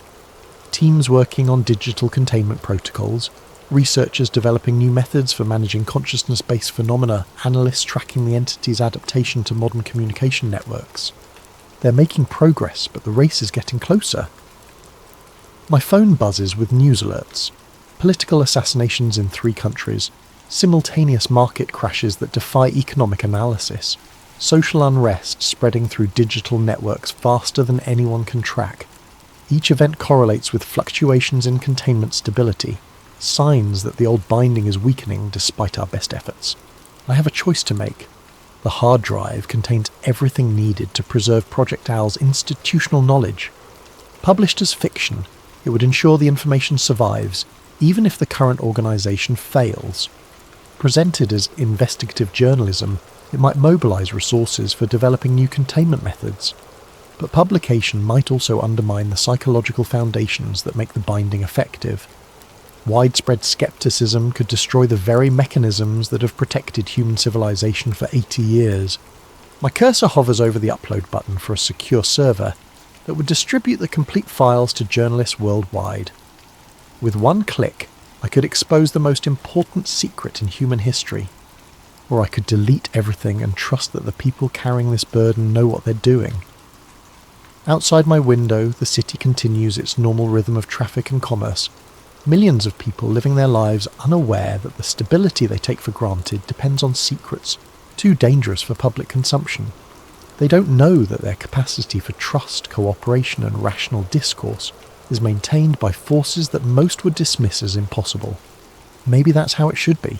Maybe some truths are too important to share. I close the laptop without making a decision, knowing I'll face the same choice tomorrow and the day after, and every day until either the binding holds permanently or everything falls apart. The hard drive sits on my desk like a loaded weapon, containing information that could save the world or destroy it, depending on how it's used. In the forest north of San Francisco, ancient redwoods continue their patient growth, sheltering secrets that predate human civilization. Beneath their roots, monitoring equipment tracks forces that exist at the intersection of consciousness and physics, measuring phenomena that determine whether humanity remains capable of the cooperation and trust that make complex societies possible. The owl watches and waits, neither good nor evil, but something far more dangerous. A force of pure change that cares nothing for human hopes or fears. And somewhere in the darkness between sleeping and waking, it grows stronger. Maybe they weren't hiding power. Maybe they were hiding what power keeps at bay. But how long can any cage hold something that learns from every attempt to contain it? I guess we'll find out.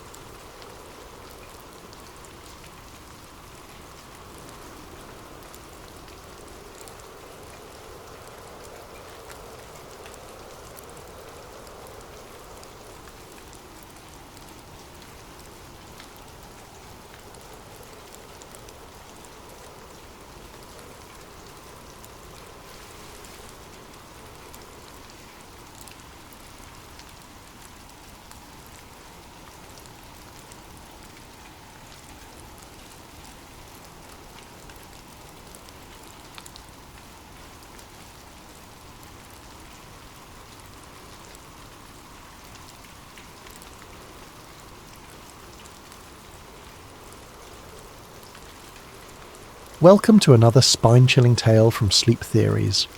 Before we dive into tonight's story about streets that vanish and realities that shift, I want to give a special thanks to Meditate, Create and Valensrocks for suggesting this incredible concept.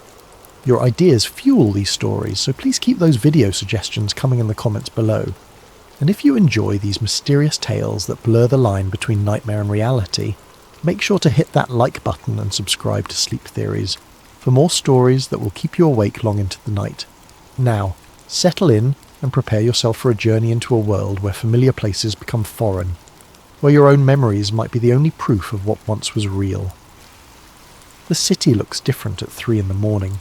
Streetlights cast long shadows between buildings, and the usual chaos of traffic gives way to an almost sacred quiet. I've been driving rideshare for 4 years now, working the night shift because the money's better and honestly I prefer the solitude. There's something honest about the night. People are either going somewhere important or running from something they'd rather forget. My phone buzzed with a new ride request just as I finished dropping off a group of college kids downtown. The pickup was on Maple Avenue, and the destination showed as 1247 Warren Street. I knew the area well, had driven through it hundreds of times. Warren Street ran parallel to the University District, lined with old brownstones that had been converted into apartments for students and young professionals. The passenger was already waiting outside when I pulled up. Middle-aged woman with greying hair clutching a small overnight bag. She looked tired in that bone-deep way that comes from more than just staying up late. "You're going to Warren Street," I confirmed as she settled into the back seat. "Yes, 1247. Thank you for coming so quickly." Her voice carried a slight accent I couldn't place. I've been visiting my sister there for years, but tonight, I'm not sure why, but I kept getting turned around trying to find it myself. I pulled away from the curb and headed toward the familiar route. The GPS showed a straight shot, down Maple, left on University, then right onto Warren Street. Simple enough. I'd probably driven that exact route 50 times this year alone. "How long has your sister lived there?" I asked. making conversation to fill the comfortable silence. "Oh, about 15 years now. Same apartment the whole time. She's always joking about how she'll never move because she finally memorised her address." The woman laughed softly. "Though between you and me, the neighbourhood has changed quite a bit. Not necessarily for the worse, just different." We made the left onto University Avenue, passing the late-night coffee shop that catered to cramming students and the 24-hour laundromat where I'd seen the same homeless man sleeping in the doorway for the past 2 years. Everything looked normal, exactly as it should. Then I made the right turn where Warren Street should have been. The street sign read Miller Avenue in crisp official lettering. Not a makeshift replacement or a temporary sign. This looked like it had been there for decades. The metal showed the right amount of weathering, the same faded green paint as all the other street signs in the district. I slowed the car, checking my GPS. The blue line still showed us travelling on Warren Street, but the street sign clearly said Miller Avenue. I glanced in my rearview mirror at my passenger, who was looking out the window with a puzzled expression. "This is strange," she murmured. "This doesn't look quite right." I pulled over and studied the buildings.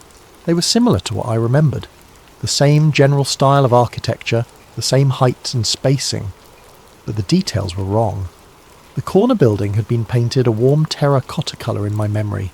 Now it was a muted sage green. The small community garden that used to occupy the lot between 2 apartment buildings had been replaced by a pocket park with different trees, different layout, different everything. "The address should be right down there," I said, pointing toward where the 1200 block should have been. But even the building numbers seemed off somehow. My passenger was quiet for a long moment, staring out at the street. "This is Miller Avenue," she said finally. "But I could have sworn. I've been coming here for 15 years. I know this was Warren Street last week." We drove slowly down the block looking for 1247. We found it, a narrow brownstone wedged between 2 larger buildings with the right number painted on the door. But something felt fundamentally wrong about the whole scene, like looking at a photograph where someone had digitally altered small details. "This is it," my passenger said as we pulled up to the address. But she didn't sound certain. She sat in the car for several more seconds studying the building. The door used to be blue. I'm sure it was blue last time I was here. The door was dark green with paint that looked like it had been that colour for years. She paid me through the app and got out, but hesitated on the sidewalk. "Driver, you've been through this area before, right? Have you ever heard of Warren Street?" I nodded slowly. I thought I had. I could have sworn this was Warren Street. So did I. She walked toward the building, then turned back one more time. Maybe we're both just tired. Maybe I've been calling it the wrong name all these years. But as I drove away, checking my mirrors to make sure I was heading in the right direction, I knew she was wrong. I had definitely driven down Warren Street before, many times, and it had definitely been Warren Street, not Miller Avenue. I made a mental note to check my paper map when I got home. I kept an old road atlas in my glove compartment, one of those habits left over from before GPS became reliable. But first I had 3 more rides to finish before my shift ended. The rest of the night passed normally, but I couldn't shake the feeling that something fundamental had shifted. It was like when you rearrange furniture in a room you've lived in for years. Everything is technically correct, but your body keeps expecting things to be in the wrong places. By the time I got home at dawn, I'd almost convinced myself it was just fatigue. Night shift work can play tricks on your mind, especially after working 6 straight days. Maybe I had been misremembering the street name. Maybe my passenger had too. Stranger coincidences had happened. But as I sat in my driveway watching the sunrise paint the sky in shades of orange and pink, one thought kept nagging at me. If it had always been Miller Avenue, why did my GPS still think we had been travelling on Warren Street? I slept until 3 in the afternoon, which was normal for my schedule, but the dreams were anything but normal. All night long, I kept dreaming about driving down familiar streets that led to places I'd never seen before. In one dream, I was trying to get home, but every turn led to a different version of my neighbourhood. Same houses, different colours, different numbers, different trees. When I finally dragged myself out of bed and made coffee, the first thing I did was dig through my glove compartment for my paper road atlas. It was a 2019 edition, still relatively new, with detailed street maps of the entire metropolitan area. I flipped to page 47, the section that covered the University District. My finger traced down University Avenue to the intersection where I had made the right turn the night before. Warren Street, clear as day, printed in the same font as every other street name on the map. Not Miller Avenue, Warren Street, exactly where I remembered it being. I stared at the map for several minutes, then checked the GPS on my phone.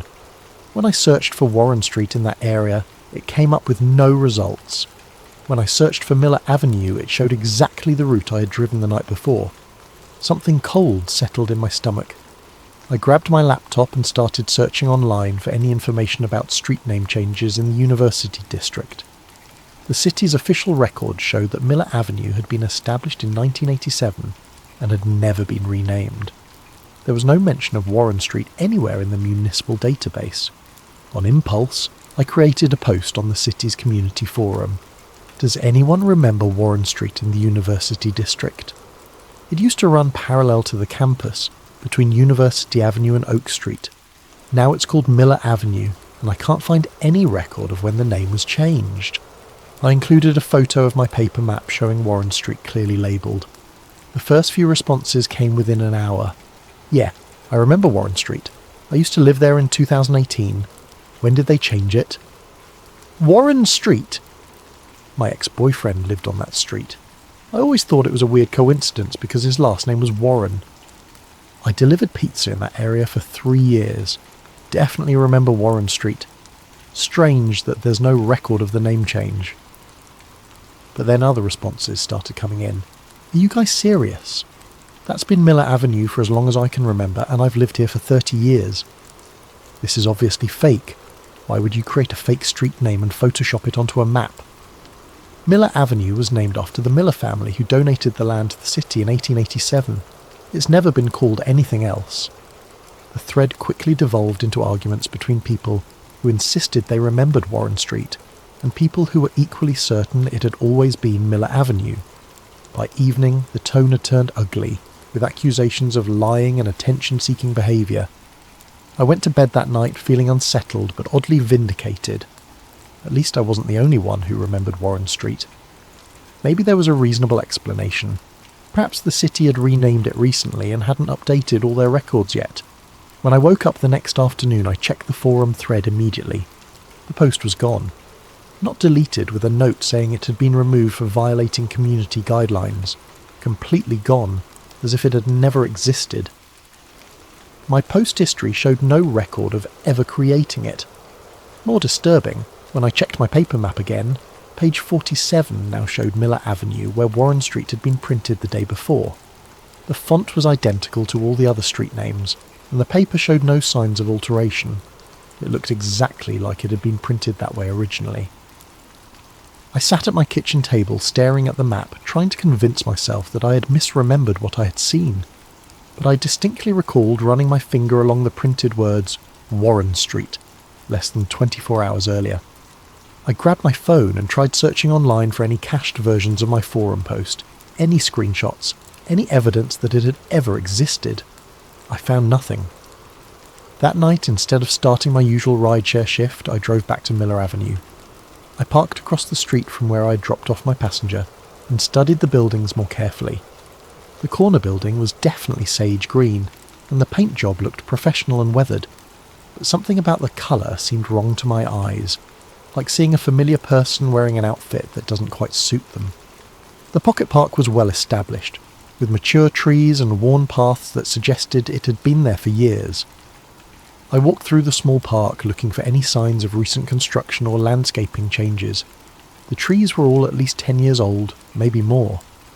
The memorial plaque near the entrance was dated 2009, dedicating the space to the Miller Avenue Community Garden Preservation Society. But I could swear I remembered a different garden in this exact spot. A smaller space with raised vegetable beds and a chain-link fence, not this manicured little park with its neat flower borders and decorative benches. As I stood there in the evening light, a woman walked by walking her dog. She was middle-aged, looked like she lived in the neighbourhood. "Excuse me," I called out. I'm sorry to bother you, but I'm trying to settle a bet with a friend. Do you happen to know if this street used to be called something else?" She stopped and looked at me suspiciously. "Miller Avenue?" "No, it's always been Miller Avenue. My grandmother lived on this street in the 1940s. Family's been here for generations." "What about this park? Has it always been here?" Now she looked at me like I might be mentally unstable. "The Miller Community Park?" "Of course it's always been here. Are you from the area?" "I thought I was," I said. "Thanks anyway." As I walked back to my car, I noticed something that made me freeze in place. Across the street, leaning against a lamppost, was a man in a dark jacket who seemed to be watching me. When I looked directly at him, he turned away and started walking in the opposite direction. Maybe it was paranoia, but something about his posture had suggested he'd been observing me for a while. I got in my car and drove home, checking my rearview mirror more frequently than usual. I didn't see the man again, but I couldn't shake the feeling that my questions about Warren Street had attracted unwanted attention. That night I started keeping a notebook by my bed. I wrote down everything I could remember about Warren Street, the colour of buildings, the storefronts, the layout of the street. If my own maps couldn't be trusted to stay consistent, at least I could document what I remembered while the memories were still clear. I had no way of knowing it then, but that notebook would become my only anchor to reality in the days to come.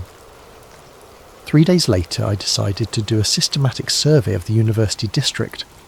If Warren Street could disappear and be replaced by Miller Avenue, what else might have changed? I armed myself with my notebook and drove to the area in the late afternoon when the lighting was good for observation. I started at the corner of University and Miller, the intersection I thought I knew so well. The first thing I noticed was the mural on the side wall of the Riverside Grocery Building. I had admired that mural dozens of times while waiting at the traffic light. It depicted a World War II soldier in uniform saluting against a backdrop of an American flag. The plaque at the bottom read, "In honour of local veterans, painted by Lincoln High School Art Class 2017. But the face was wrong. I sat in my parked car, staring at the mural, trying to understand what I was seeing. The soldier's features were different. Broader jaw, different nose, darker hair. The uniform was the same, the pose identical, but it was definitely not the same face I remembered. The original soldier had looked younger, with lighter hair and a more angular face. I got out and walked closer to examine the plaque. The bronze was weathered in a way that suggested it had been there for years. There was no sign of the recent replacement or alteration. According to this plaque, Lincoln High School's art class had painted this specific mural in 2017, and I was sure I had been seeing it regularly since at least 2019. I took several photos of the mural and made detailed notes about the differences I remembered. The next stop was Murphy's Diner, 3 blocks down Miller Avenue. I had eaten there probably 20 times over the past 2 years. Decent coffee, good breakfast, friendly staff who knew the night shift workers in the area. The neon sign in the window had always been slightly crooked, and the owner, an elderly man named Murphy, always wore the same green apron. But Murphy's Diner was gone. In its place stood Riverside Pharmacy, with a crisp new sign and a bright, sterile interior visible through large windows. The building was the same shape and size, but everything else had changed. Where Murphy's had been painted a warm yellow, the pharmacy was stark white. Where there had been a small parking lot, there was now a landscaped area with modern benches. I went inside, hoping to find someone who could tell me about the previous business. "Excuse me," I said to the pharmacist, a woman in her 40s with greying hair. "I'm new to the area, and I was wondering what used to be in this building before the pharmacy." She looked puzzled. "This has always been Riverside Pharmacy. My family has owned this location for 12 years. No other business before that. Well, my husband's father ran it before us, but it's been a pharmacy for at least 20 years. Maybe longer. We have records going back to 1998. I thanked her and left, my hands shaking slightly as I made notes. In my notebook, I wrote down everything I could remember about Murphy's Diner. The layout, the menu, the colour of the booths, the way Murphy always hummed while he cooked. The pattern continued throughout the afternoon. The barber shop I remembered had been replaced by a coffee shop that looked like it had been there for years.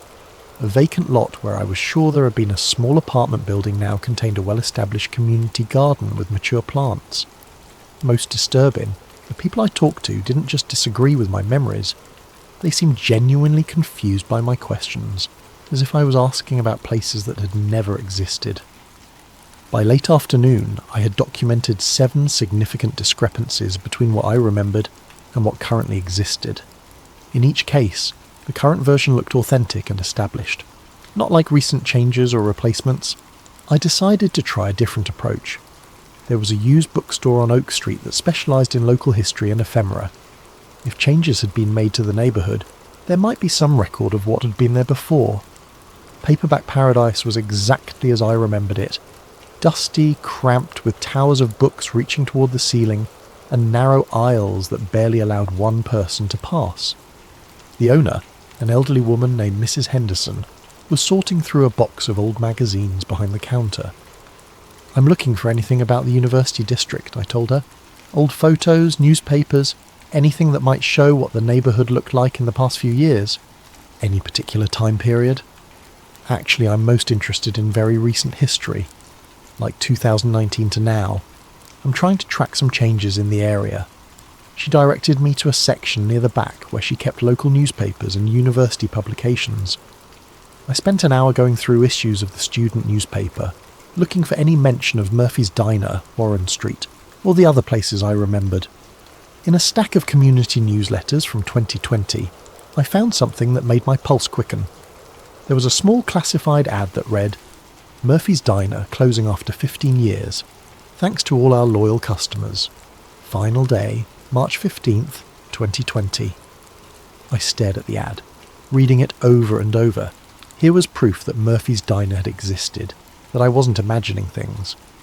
I looked around for Mrs. Henderson to ask about purchasing the newsletter, but she'd stepped away from the counter.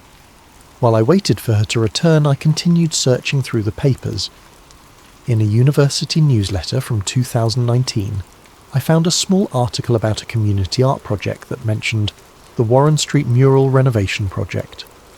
The article was brief, but it clearly referred to Warren Street as a real place.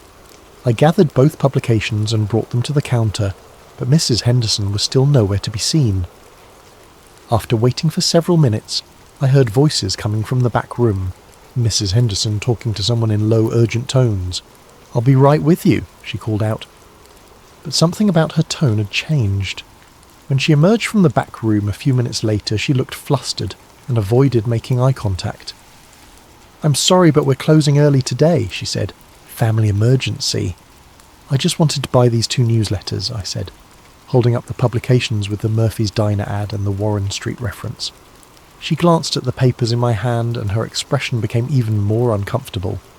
"I'm sorry, but those items aren't for sale. They're part of a private collection that was brought in by mistake." "But they were in the public section." "Please leave," she said firmly. "We're closed." I had no choice but to put the newsletters back and leave the store. As I walked to my car, I noticed a dark sedan parked across the street with 2 people inside. The passenger seemed to be watching the bookstore. I drove around the block and parked where I could observe Paperback Paradise without being obvious about it. Within 10 minutes, I saw Mrs. Henderson lock up the store and flip the sign to closed. The dark sedan pulled away from the curb and followed her as she walked to her own car. That night I tried calling the bookstore. The phone rang and rang, but nobody answered. When I drove by the next afternoon, there was a sign in the window. "Closed due to illness. Reopening date TBD." I never saw those newsletters again. And when the store reopened 2 weeks later, Mrs. Henderson claimed to have no memory of our conversation about local history publications. But I had seen them. The Murphy's Diner ad and the Warren Street reference had been real, printed in black and white. Someone was making sure that evidence of the old neighbourhood disappeared as quickly as I found it. That night, I started taking precautions. I made copies of everything I wrote in my notebook and hid them in different locations around my apartment. If my written records could somehow be altered like the maps had been, I wanted to make sure I had backups. I also started taking photos of everything. Street signs, buildings, murals, storefronts. If reality was being edited somehow, maybe photographs would provide a more permanent record. I had no idea how naive that hope was. After the incident at Paperback Paradise, I realised I needed to be more careful about how I investigated the changes in the neighbourhood. If someone was monitoring people who asked too many questions about Warren Street, I couldn't just walk around interviewing random strangers. Instead, I decided to focus my search online. The internet was vast and decentralised. Surely it would be harder to scrub every reference to places and events that had apparently been erased from physical reality. I started with basic searches: Warren Street University District, Murphy's Diner, street name changes. Most of the results were irrelevant, but I found a few forum posts and social media comments that seemed promising. However, when I tried to access them, I kept getting page not found errors, or finding that the posts had been deleted. It was frustrating, but I kept trying different search terms and looking deeper into cached results. After several hours of this tedious work, I found something interesting. Buried in the comments section of a paranormal blog was a cryptic post from someone with the username Reality Archivist. For those experiencing geographical discontinuities, timeline displacement, or collective memory revision events, there is a place to document and discuss these phenomena safely. Search for Forgotten Archive on Tor. Use standard precautions. I had heard of Tor, the anonymizing browser used to access hidden parts of the internet. I had never needed it before, but the idea of geographical discontinuities was too close to my own experience to ignore. It took me a few hours to figure out how to install and configure Tor properly, and another hour to find the Forgotten Archive forum. When I finally accessed it, I found a simple, text-based discussion board with several dozen active threads. The forum's description read, "A space for documenting and discussing places, events, and people that no longer exist. Share your memories, compare experiences, and preserve what has been forgotten. Anonymity required. Verification encouraged." I spent the next several hours reading through posts, and what I found there was both reassuring and terrifying. There were dozens of people from around the world reporting experiences similar to mine. A woman in Portland described how her neighbourhood pizza place had been replaced by a bank, with everyone insisting the bank had always been there. A man in Chicago wrote about a park that had somehow become a shopping centre overnight, complete with businesses that had apparently been operating there for years. But the post that really caught my attention was from someone called Phase Walker. Phoenix residents, has anyone noticed changes in the Midtown District? Specifically, I'm looking for anyone who remembers Central Avenue, between 7th and 15th Streets, being completely different last month. Buildings are the same height and general style, but wrong colours, wrong businesses, wrong details. Also, does anyone remember the Morrison building having a different architectural style? The post had been made 3 weeks earlier and had several responses. People confirmed similar experiences in Phoenix, but what was most interesting were the details Phase Walker provided in follow-up comments. The changes happened all at once, sometime between Tuesday night and Wednesday morning. I noticed a bright flash in the sky around 3:30 a.m. Tuesday, followed by a low rumbling sound. By Wednesday, the entire 6-block area had these subtle but consistent differences. The pattern seems to be systematic, like someone ran a find and replace function on Reality. Same overall structure, but with details swapped out for alternatives that look equally real and established. I've been tracking the phenomenon for 8 months now. It's happened 3 times in Phoenix, always preceded by the same atmospheric disturbance. Always between 3 and 4 a.m. Always affecting a specific geographic area in a grid pattern. I created an account with the username Night Driver and posted my own experience. University District, major metropolitan area, keeping location vague for now. Warren Street became Miller Avenue overnight. All records changed to match new reality. Physical evidence disappears when discovered. People who remember the old version seem to attract attention from unknown parties. Anyone else experience active suppression of investigation? The response was immediate and overwhelming. Within an hour, I had a dozen replies from people who had experienced similar reality shifts. More importantly, 3 people had direct messages for me, including one from Phase Walker. Check your private messages, the forum's built-in system informed me. PMS are automatically encrypted and delete after 48 hours. Phase Walker's message was brief but specific. Your pattern matches Phoenix event number 3. Grid-based replacement, systematic documentation destruction, observer monitoring, need to talk. Same time tomorrow in encrypted chat room number 7734. The second message was from someone called Temporal Witness.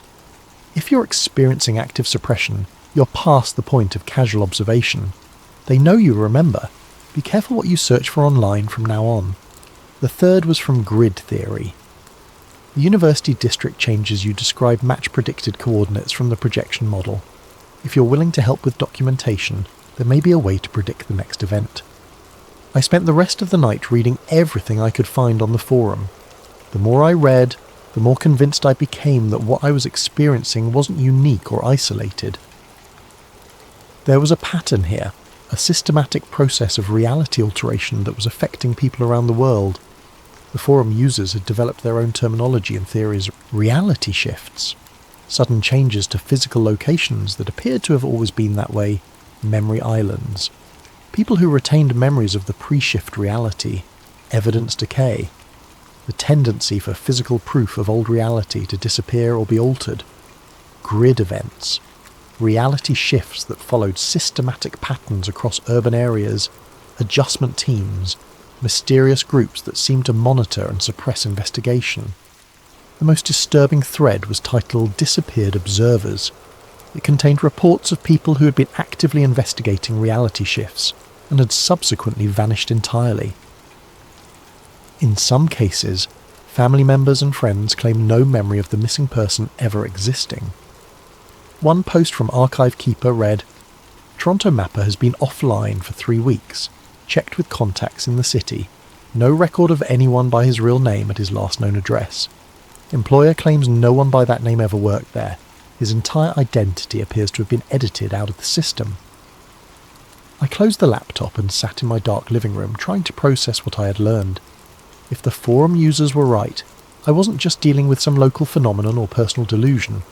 I was apparently part of a global pattern of reality manipulation that someone was going to great lengths to hide. And if the forum was correct about adjustment teams and people who asked too many questions, I was already in more danger than I had realised. The next evening I logged into encrypted chat room number 7734 to meet Phase Walker. What I learned there would change everything I thought I knew about the nature of reality itself. The encrypted chat with Phase Walker was scheduled for 11 PM, but I logged in an hour early to get familiar with the interface. The chat room was completely anonymous. No usernames displayed, just randomised ID numbers that changed every few minutes. At exactly 11 PM, a message appeared. Night driver, confirm you're here by describing the colour of the building that's wrong on your Miller Avenue. I typed back, Sage Green Corner building, should be terracotta. Confirmed. I'm the Phoenix contact. Before we start, have you noticed anyone watching you since you began investigating? I thought about the man by the lamppost outside Miller Avenue, and the sedan that had followed Mrs. Henderson from the bookstore. Maybe a few incidents that seemed like surveillance. Then we need to cover safety protocols first. Are you posting from your home? Yes. Bad idea. From now on, only access the forum and chats from public Wi-Fi, preferably locations you can leave quickly. Never the same place twice. Assume your home internet is monitored if you've been flagged as an observer. This was getting into territory that felt paranoid, but given everything I had experienced, I decided to take the advice seriously. Flagged by who? We call them adjustment teams, but we don't know exactly who they work for. Government black project, private corporation, something else. The source doesn't matter as much as the pattern. They monitor for people who remember pre-shift reality and document evidence. At first they just clean up loose ends, remove evidence, discredit witnesses. But if someone digs too deep or becomes too vocal, they escalate. Escalate how? Depends. Sometimes the person just stops investigating, gets distracted by sudden life changes, new job opportunities, family emergencies. Sometimes they disappear from forums and can't be reached. In extreme cases, they disappear entirely. Identity scrubbed from records. Family and friends lose all memory of them. The implications of that made me feel sick. You're saying they can edit people out of existence? We think so. Same process that changes street names and building colours, just applied to human beings instead of places. But here's what's important. We've never lost anyone who followed proper security protocols and worked within our support network. Phase Walker spent the next hour teaching me basic operational security. Use public Wi-Fi exclusively for forum access. Never search for shift-related terms on personal devices or networks. Vary my travel patterns and avoid predictable routines. Most importantly, document everything offline and in multiple hidden locations. The documentation is crucial, Phase Walker explained. They can alter physical evidence, but they seem to have trouble with distributed, redundant records. If you hide copies of your notes in 10 different places, they might find and alter some of them, but usually not all. Finally, we got to the technical discussion of what we were actually dealing with. The working theory is that we're experiencing timeline convergence events, Phase Walker wrote.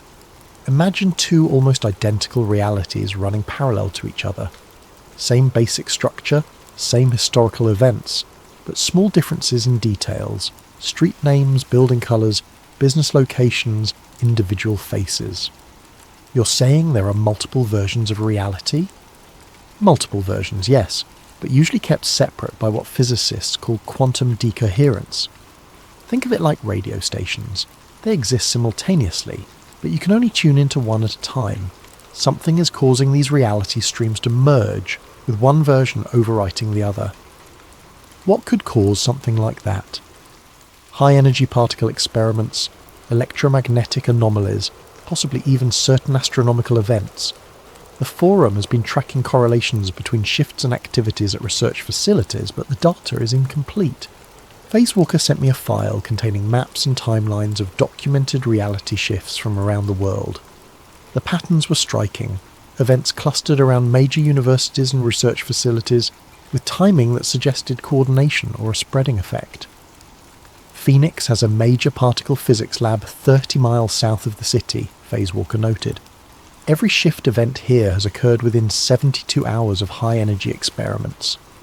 Your university district, any major research facilities nearby? I thought about it. The university had a physics department, but I didn't know about major experimental work.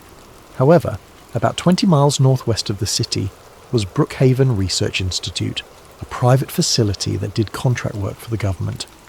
Possibly, I'll need to research it. Be careful how you research it. Don't use normal search engines or library computers. The adjustment teams monitor for certain types of inquiries.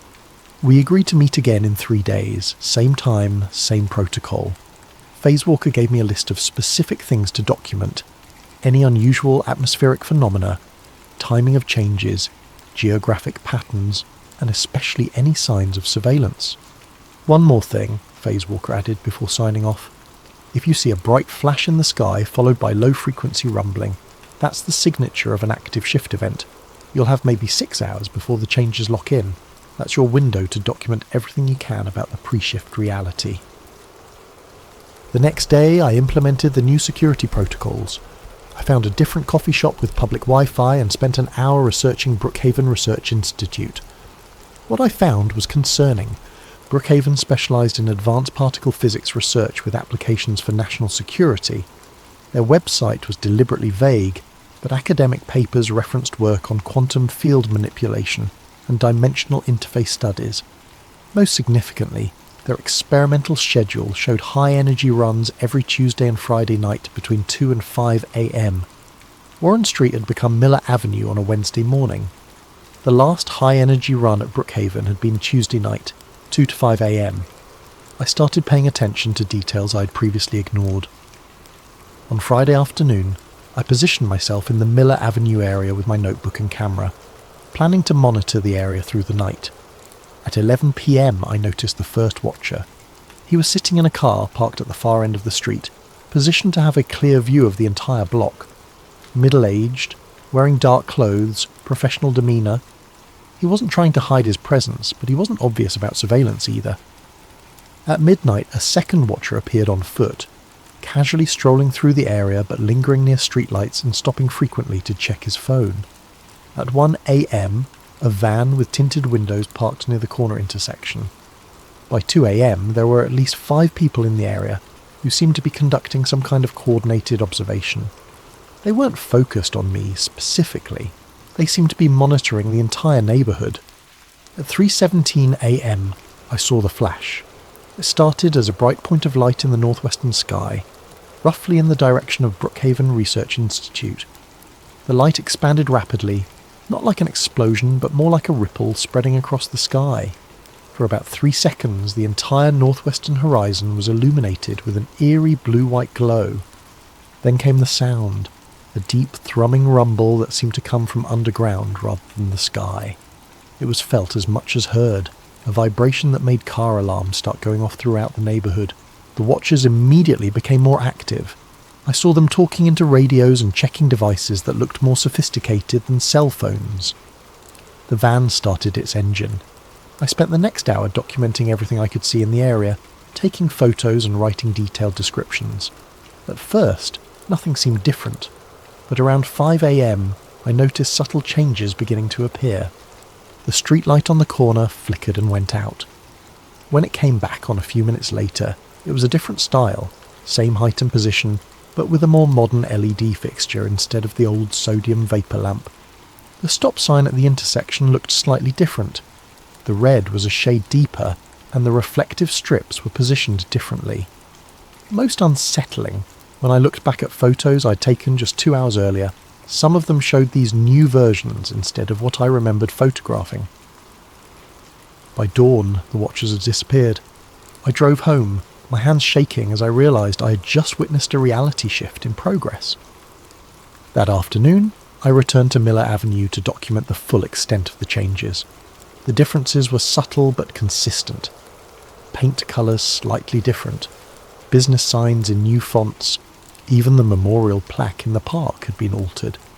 The dedication date was now 2011 instead of 2009, and it honoured the Miller Avenue Heritage Preservation Society instead of the Community Garden Group. Most disturbing of all, when I tried to access the photos I had taken during the night, half of them had been automatically corrected by my phone software to match the new reality. My camera had somehow been convinced that it had always photographed the updated version of the neighbourhood, but my handwritten notes remained unchanged. Whatever technology was altering physical evidence couldn't seem to affect ink on paper, at least not immediately. I spent the rest of the week implementing additional security measures and preparing for my next meeting with Phase Walker. I made multiple copies of my notes and hid them in different locations around the city. I bought a second phone that I kept turned off except for emergencies. Most importantly, I started paying attention to my daily routine and varying it randomly. It was a good thing I did. On Wednesday morning, I noticed a car that had been parked outside my apartment building for 3 days straight. Different cars, different people, but always someone maintaining visual surveillance of the building entrance. On Thursday, I received a phone call from someone claiming to be conducting a survey about community memory and local history. The questions were oddly specific about Warren Street and recent changes in the university district. On Friday, I found that my apartment had been searched while I was out. Nothing was missing, but small things had been moved. Books in slightly different positions, papers shuffled, furniture shifted by inches. It was done professionally by someone who wanted me to know they had been there without making it obvious to anyone else. The message was clear. They knew who I was, where I lived, and what I was investigating. That night I packed a bag and left my apartment. I didn't know if or when I would be able to return safely. I spent the next week staying in cheap motels and internet cafes, using different locations each day to access the Forgotten Archive forum. The pattern of surveillance had made it clear that my investigation had moved beyond casual interest. I was now actively being monitored by whoever was behind the reality shifts. Phase Walker had warned me this might happen. Our next scheduled meeting was in encrypted chat room number 7734, but given the escalation in attention, I needed to be extra careful about operational security. I chose a 24-hour internet cafe in a different part of the city, paid cash, and used a computer terminal in the back corner where I could see anyone approaching. At exactly 11 p.m, I logged into the chat room. Phase Walker was already waiting. Night driver, confirm status. Are you still operating freely? Apartment compromised. Living mobile for now. Witnessed active shift event Tuesday night. Documentation successful, but photos were retroactively altered. Confirmed pattern. They're escalating because you're documenting real-time changes. That makes you a priority target, but it also means you've seen something very few people have witnessed directly. I described the flash in the sky, the rumbling sound, and the gradual transformation of the neighbourhood over the following hours. Phase Walker seemed particularly interested in the timing and the electromagnetic effects. The 6-hour lag between the flash and full manifestation is consistent with other observations, Phase Walker typed. We think that's how long it takes for the quantum decoherence field to fully stabilise. During those 6 hours, reality is basically in flux. Some people see the old version, some see the new, some see both overlapping. What about the retroactive changes to photographs? Quantum field effects can alter magnetic storage and digital memory. That's why we rely on handwritten documentation and physical photographs when possible. The analogue formats seem more resistant to alteration. Phase Walker sent me a file that made my skin crawl. It was a detailed map of my city with a grid overlay, marking predicted locations for future reality shifts. We've been tracking the pattern for 8 months now, Phase Walker explained. The shifts aren't random. They follow a systematic grid pattern radiating outward from specific central points, usually research facilities or locations with unusual electromagnetic properties. The map showed Brookhaven Research Institute at the centre of concentric circles, with predicted shift zones marked at regular intervals.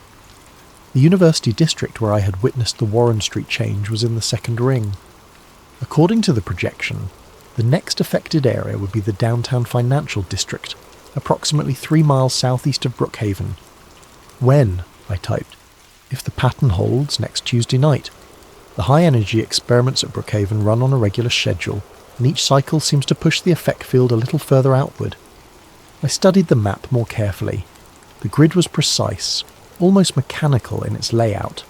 Each shift zone was approximately the same size, roughly 6 city blocks in a square pattern. Within each zone, the changes appeared to follow consistent rules. Same basic infrastructure, but with details altered in systematic ways. This looks like a spreading wave pattern, I observed. Exactly. Like ripples in a pond, but moving through dimensional space instead of water. Each experimental cycle at Brookhaven creates another pulse, and each pulse pushes the effect boundary a little further out. Phase Walker sent me additional files, documentation from other cities where similar patterns had been observed. Phoenix, Seattle, Austin, Atlanta, all had research facilities at the centre of expanding grids of reality shifts. Is this coordinated? Are all these facilities working together? We don't know. Could be coordinated, could be that multiple groups are working on similar technology and creating interference patterns. What we do know is that it's accelerating. The time between shift events is getting shorter, and the affected areas are getting larger. The implications were staggering. If the pattern continued, eventually the entire metropolitan area would be affected. Millions of people would wake up one day in a slightly different version of their own city, with most of them never realising anything had changed. Why don't more people notice? I asked. Most people don't pay attention to small details. If your street sign changes colour or a building gets painted a different shade, do you really notice? Even if you do, you assume there's a mundane explanation, routine maintenance, normal updates. The human brain is remarkably good at rationalising small inconsistencies. But some people do notice. About 1 in 1,000, based on our estimates. Usually people with strong observational skills or particular attention to detail. Night shift workers see it more often, probably because they're more aware of their environment during quiet hours. Phase Walker sent me detailed instructions for documenting the predicted shift in the financial district. The key was to be in position before the experimental window, document the pre-shift state thoroughly, then track changes in real time during the 6-hour transformation period. This is dangerous, Phase Walker warned. If you're caught in an active shift zone during the transition, there can be complications. What kind of complications? People have reported disorientation, memory confusion, in extreme cases temporary existence in both realities simultaneously. One observer in Seattle claimed to spend 3 hours in a version of the city where she had never been born. She could see her apartment, but strangers were living there, and no one recognised her name. I closed my eyes, trying to imagine what that would feel like, being erased from your own life, even temporarily. There's something else, Phase Walker continued. The forum has been tracking missing persons reports in areas that have experienced multiple shift events. The numbers are statistically significant. People don't just disappear from records, they disappear from reality entirely. How many people? Hard to get exact numbers because of the nature of the disappearances, but we estimate between 50 and 100 people nationwide over the past year. All of them were either active observers or people who had been asking questions about reality shifts. I thought about the disappeared observers thread on the forum and the reports of people who had simply stopped existing. If Phase Walker was right, I was not just investigating a strange phenomenon, I was documenting what amounted to a systematic alteration of reality that was claiming human casualties. Why are you telling me this? Wouldn't it be safer for me to just stop investigating? Because stopping doesn't seem to protect people once they've been flagged. And because we need documentation of real-time shifts if we're ever going to understand how to stop this process. Stop it? You think it can be stopped? We have to believe it can be, because if it can't, eventually there won't be anyone left who remembers what the world was supposed to look like.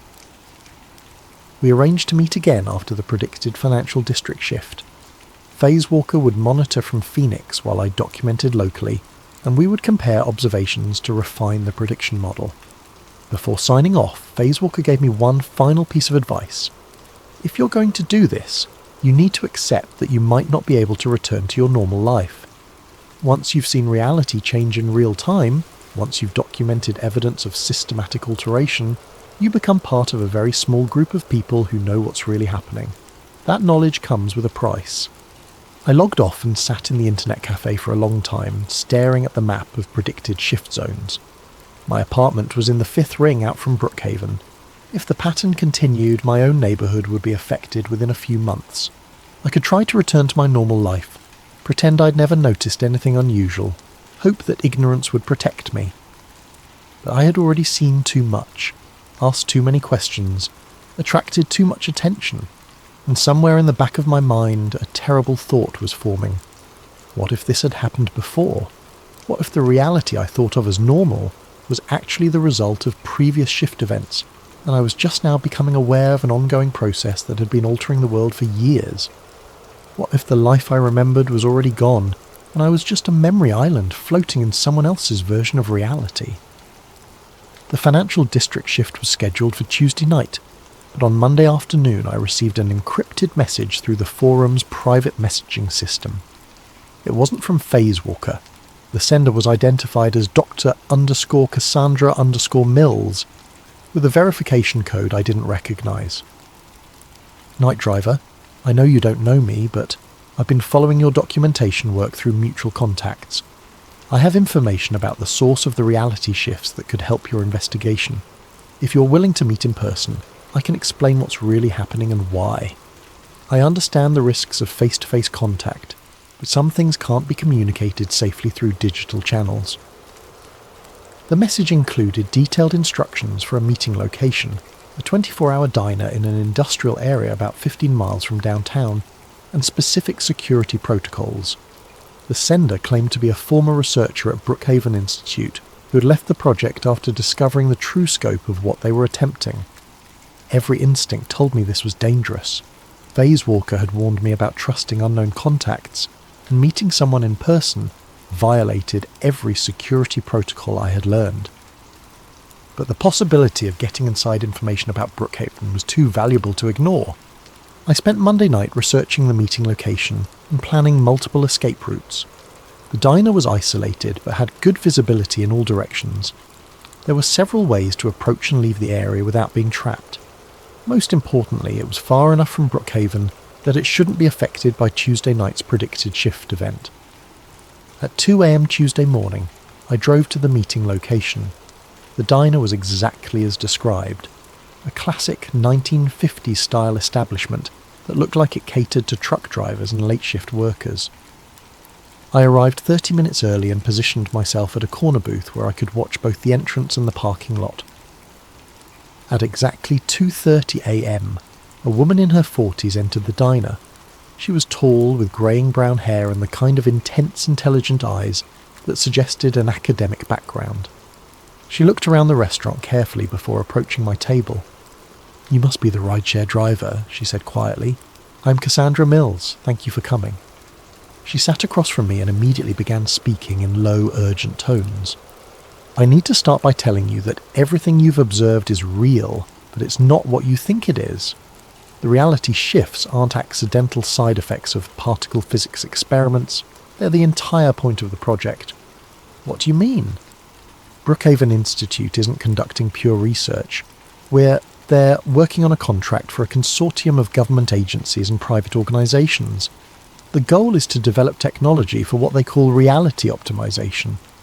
The phrase sent a chill down my spine. Reality optimization? Think of it as editing history on a small scale. Imagine being able to change inconvenient facts, remove evidence of mistakes, alter public memory of events. The applications for intelligence agencies and corporations are obvious. She pulled out a tablet and showed me documents that looked like technical specifications and project timelines. I couldn't verify their authenticity, but the level of detail was impressive. "The technology works by manipulating quantum decoherence fields," she explained. "In simple terms, we're forcing reality to choose between multiple possible versions of the same location or event. The version that gets selected depends on parameters we input into the quantum field generator." "You're saying this is deliberate?" "Someone is choosing what changes." "Exactly. Each experimental run at Brookhaven isn't testing the technology, it's implementing specific changes requested by clients.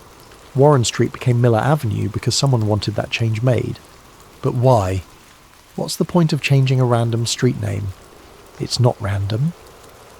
Every change serves a purpose, usually to alter or obscure some piece of evidence or memory. Maybe there was a crime on Warren Street that someone wanted forgotten. Maybe a business or political deal that needed to be erased from public record. The street name change forces all the associated records and memories to be updated." She showed me more documents, project files with client codes and change specifications. I saw references to memory revision protocols and evidence nullification procedures. "The process has limitations," Cassandra continued. "It can only alter small areas at a time, and it works best on details that people don't pay close attention to. But the technology is improving rapidly. Early tests could only change things like paint colours and sign fonts. Now they can alter entire buildings and create false histories going back decades." "What about the people who remember the original versions?" "Most people's memories are automatically adjusted along with the physical changes, but about 1 in 1,000 individuals seem to be resistant to the memory revision effect. You're what we call a persistent observer, someone whose brain maintains quantum coherence at a level that resists the alteration field. And that's why I'm being watched. Persistent observers are a problem for the project. If too many people notice the changes and start comparing notes, it could expose the entire operation. So there are protocols for dealing with observers: surveillance, evidence removal, and if necessary, more direct intervention." "Direct intervention?"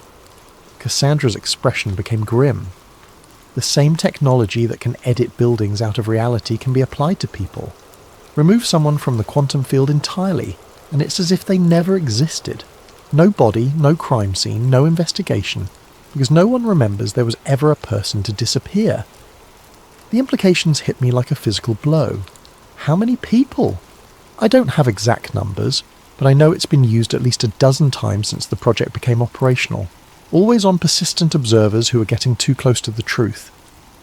"Why are you telling me this? Why risk meeting me?" "Because I helped design this technology, and I need to live with what it's being used for. When I agreed to work on quantum field manipulation, I thought we were developing tools for scientific research. I didn't know it would be used to erase people from existence." She handed me a small device that looked like a modified smartphone. "This is a quantum field detector. It can sense reality distortions up to 6 hours before they manifest. It will also alert you if you're being targeted for direct intervention." "Targeted how?" "If someone initiates an erasure protocol on you, the device will give you approximately 30 minutes warning. That's how long it takes to calibrate the field for a specific target.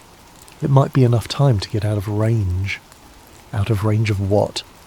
The erasure field has a limited radius, about 2 miles from the generation source. If you can get outside that perimeter before the protocol completes, you should be safe. I looked at the device, trying to understand what she was telling me. You're saying if I stay more than 2 miles away from Brookhaven, they can't erase me? From the main facility, yes, but they have mobile units for field work, smaller generators that can be deployed anywhere, with a range of about half a mile. How do I know if a mobile unit is targeting me? The detector will show you the direction and approximate distance to any active quantum field source. If you see a mobile signature approaching your location, you need to move immediately. Cassandra glanced at her watch. I have to go. The financial district shift is scheduled to begin in 4 hours, and I need to be somewhere with an alibi when it happens. Wait, you said each change serves a specific purpose. What's being hidden in the financial district?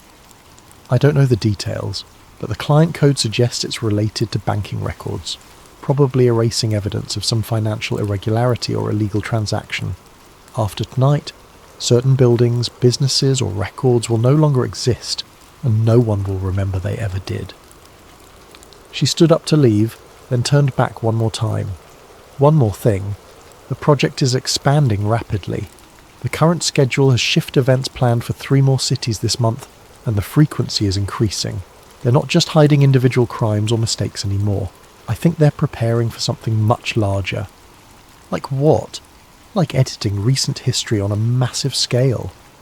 Think about what you could accomplish if you could make entire events disappear from public memory. Elections, scandals, wars, anything that someone wanted to undo. After she left, I sat in the diner for another hour, trying to process what I had learned. If Cassandra was telling the truth, I wasn't just investigating a strange phenomenon, I was documenting a secret war against reality itself. The quantum field detector remained silent until I started driving back toward the city. Then, at 6:47 a.m., it began beeping softly. I looked at the display and saw a distance reading, 2.3 miles, decreasing. A mobile unit was approaching my location. I pressed the accelerator and drove as fast as I dared, watching the distance reading gradually increase as I put space between myself and whatever was hunting me. The device didn't stop beeping until I was more than 5 miles away from the city centre. For the first time since this all began, I understood exactly how much danger I was in. The quantum field detector that Cassandra had given me became my constant companion over the next 3 days. It remained mostly quiet, but twice I had to quickly change locations when it detected mobile field sources approaching. The cat-and-mouse game was exhausting, but it also gave me valuable information about how the erasure teams operated. They seemed to work in predictable patterns, sweeping through areas where I had been seen, checking locations where I might seek shelter. More importantly, they appeared to have limitations. The mobile units couldn't maintain their quantum fields indefinitely, and they needed several hours to recharge between deployment attempts. I used this window to document the financial district shift from a safe distance. Just as Phase Walker had predicted, the event occurred at 3:33 a.m. on Tuesday night. I watched from a parking garage 4 miles away as the familiar blue-white flash illuminated the sky, followed by the deep rumbling that seemed to come from underground. Over the next 6 hours, I used telephoto lenses to observe the gradual transformation of the downtown area. Buildings shifted colour, signs changed fonts, and at least one entire block seemed to be restructured with different architectural styles. By dawn, the financial district looked subtly but comprehensively different. More disturbing, when I checked news websites and social media the next day, I found reports of a minor earthquake that had supposedly occurred at the same time as the flash. Seismologists were quoted as saying it was a rare but harmless tectonic adjustment. The official narrative was already being established to explain away what people had observed. On Thursday afternoon, the quantum field detector started behaving erratically. Instead of the steady readings I had grown accustomed to, it began showing multiple field sources scattered throughout the city. The display looked like a radar screen during a storm, dozens of mobile signals moving in coordinated patterns. I realised they weren't hunting me individually anymore. They were conducting a systematic sweep of the entire metropolitan area. That evening I received one final message through the forum's encrypted system. It was from Phase Walker. Major escalation detected in multiple cities. Grid pattern acceleration confirmed. They're moving to Phase 2. Final convergence predicted for your location. Saturday night, 3:33 a.m. This is not a normal shift event. Recommend immediate evacuation beyond 50-mile radius. I tried to respond, but the forum was no longer accessible. When I attempted to reach any of the Forgotten Archive servers, I received only error messages. It was as if the entire network had been taken offline. The quantum field detector showed the reason why. Field sources were now active at locations throughout the city, including several positions that surrounded the internet cafe, where I was trying to access the forum. They weren't just hunting persistent observers anymore, they were systematically suppressing all communication channels that could be used to coordinate resistance. I spent Thursday night driving aimlessly through the outer suburbs, staying ahead of the mobile units while trying to understand what final convergence might mean. The detector showed an increasingly dense network of field sources, all of them moving in perfect coordination towards some kind of centralized pattern. By Friday morning I understood what they were planning. Instead of the usual isolated shift affecting a few city blocks, they were preparing to alter the entire metropolitan area simultaneously. Every mobile unit, every field generator, every piece of quantum manipulation technology they had was being positioned for a coordinated reality revision on a scale I had never imagined possible. But what were they trying to hide that would require editing an entire city? The answer came to me while I was studying a map of the field source positions. The pattern wasn't random. The mobile units were positioned at specific locations throughout the city, locations that corresponded to government buildings, research facilities, major corporate headquarters, and media centres. They weren't hiding evidence of individual crimes. They were preparing to erase something that had left traces throughout the entire power structure of the city. Something big enough that removing all evidence of it required changing the reality of 3 million people simultaneously. Friday night, I positioned myself on a hilltop 20 miles outside the city limits, well beyond the range of any quantum field technology I knew about. The detector showed the massive build-up of field sources throughout the metropolitan area, all synchronized for simultaneous activation. At exactly 3:33 a.m. on Saturday, the sky above the city exploded with light. It wasn't the localized flash I had seen during previous shift events. The entire horizon lit up with brilliant blue-white radiance that lasted for nearly 30 seconds. The rumbling that followed was so intense I could feel it through the ground, even at my distance. Then, as I watched through binoculars, the city began to change. Not gradually as I had observed before, but rapidly and comprehensively. Buildings flickered between different versions of themselves. Entire blocks shifted layout and architectural style. The skyline itself was being rewritten in real time, but something went wrong. About 10 minutes into the process, the light began to flicker irregularly. The smooth transformation became chaotic, with buildings and streets oscillating between multiple possible versions. The quantum field detector was screaming with alarms as it registered massive instabilities in the reality distortion grid. Through my binoculars, I could see people in the streets, wandering in obvious confusion. Some appeared to be experiencing multiple overlapping realities simultaneously, stopping and starting as they navigated spaces that were changing around them faster than their minds could process. At 4:15 a.m. there was a final blinding flash, followed by complete darkness. When my vision cleared, the city looked normal again, but not the same normal I remembered. The skyline was subtly different. Buildings I had known for years were gone, replaced by structures in completely different architectural styles. The highway system had been rerouted. Even the geographical features looked wrong. Hills in different positions, the river following a slightly altered course. I tried to use my phone to call someone, anyone, to see if they remembered the old version of the city. But when I checked my contacts list, it was empty. When I tried to dial my sister's number from memory, the recording said it had never been assigned. Worse, when I checked my driver's license, my own name was spelled differently. Not dramatically, just one letter changed, but enough to make me question my own identity. I drove back toward what used to be my neighbourhood, but the streets were laid out differently. Where my apartment building should have been, there was a small park with a memorial plaque dated 1987, dedicating the space to those lost in the Great Reconstruction. I found a motel and spent the next several hours trying to access any information about what the city had been like before the final convergence. Every internet search, every historical record, every photograph showed the new version, as if it had always existed. The quantum field detector had gone silent. When I examined it more closely, I realised it was no longer functional. The massive field convergence had apparently burned out its sensors. On Sunday morning, I drove to where Brookhaven Research Institute should have been.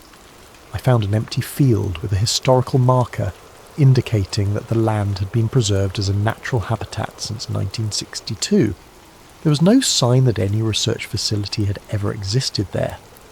I tried calling the number Cassandra had given me for emergency contact. The line was disconnected. When I searched for any record of Dr. Cassandra Mills, I found nothing. No employment history, no academic publications, no evidence that she had ever existed. By Sunday evening, I realised the terrible scope of what had happened. They hadn't just hidden evidence of some scandal or crime. They had rewritten the entire history of the city, creating a version of reality where their project had never existed at all. It's been 6 months since the final convergence, and I've learned to navigate this version of the city that wears my home's face but doesn't quite fit. The streets have familiar names but wrong layouts. The landmarks exist in different locations. The people I thought I knew have different histories, different personalities, sometimes different faces entirely. I tried to return to work, but the rideshare company has no record of my employment. My bank account exists, but with a different balance and a transaction history I don't recognise. My apartment building exists, but strangers live in what used to be my unit, and the landlord insists no one by my name has ever rented there. I found a few other persistent observers, people who, like me, retained memories of the pre-convergence reality. We meet occasionally in carefully chosen locations, sharing stories and comparing notes about what used to be. But we're careful. Even in this edited reality, we suspect that asking too many questions about the old world might still attract unwanted attention. The Forgotten Archive forum is gone completely, not just offline, but removed from internet history as if it never existed. The search terms that used to lead to discussions of reality shifts now produce only academic papers about memory disorders and psychological delusions. I've tried to document what I remember of the original reality, writing everything down in multiple notebooks that I hide in different locations. But sometimes, when I check on them, I find that my own handwriting has changed subtly. Words altered, details modified, as if the editing process is still ongoing even now. The quantum field detector sits on my desk, permanently dead. Sometimes I wonder if Cassandra Mills was real, or if she was just another persistent observer like me who got erased when they cleaned up the loose ends. Maybe our entire conversation was a dream, or a hallucination brought on by exposure to reality distortion fields. But I don't think so. I remember her face too clearly, remember the weight of the device when she handed it to me, remember the specific technical details she shared about the quantum field technology. I think she was real, and I think she sacrificed herself to give me a warning that I couldn't fully understand until it was too late. Yesterday I drove to the hilltop where I watched the final convergence. There's a scenic overlook there now, with a plaque commemorating the site as a natural viewing area preserved since 1923.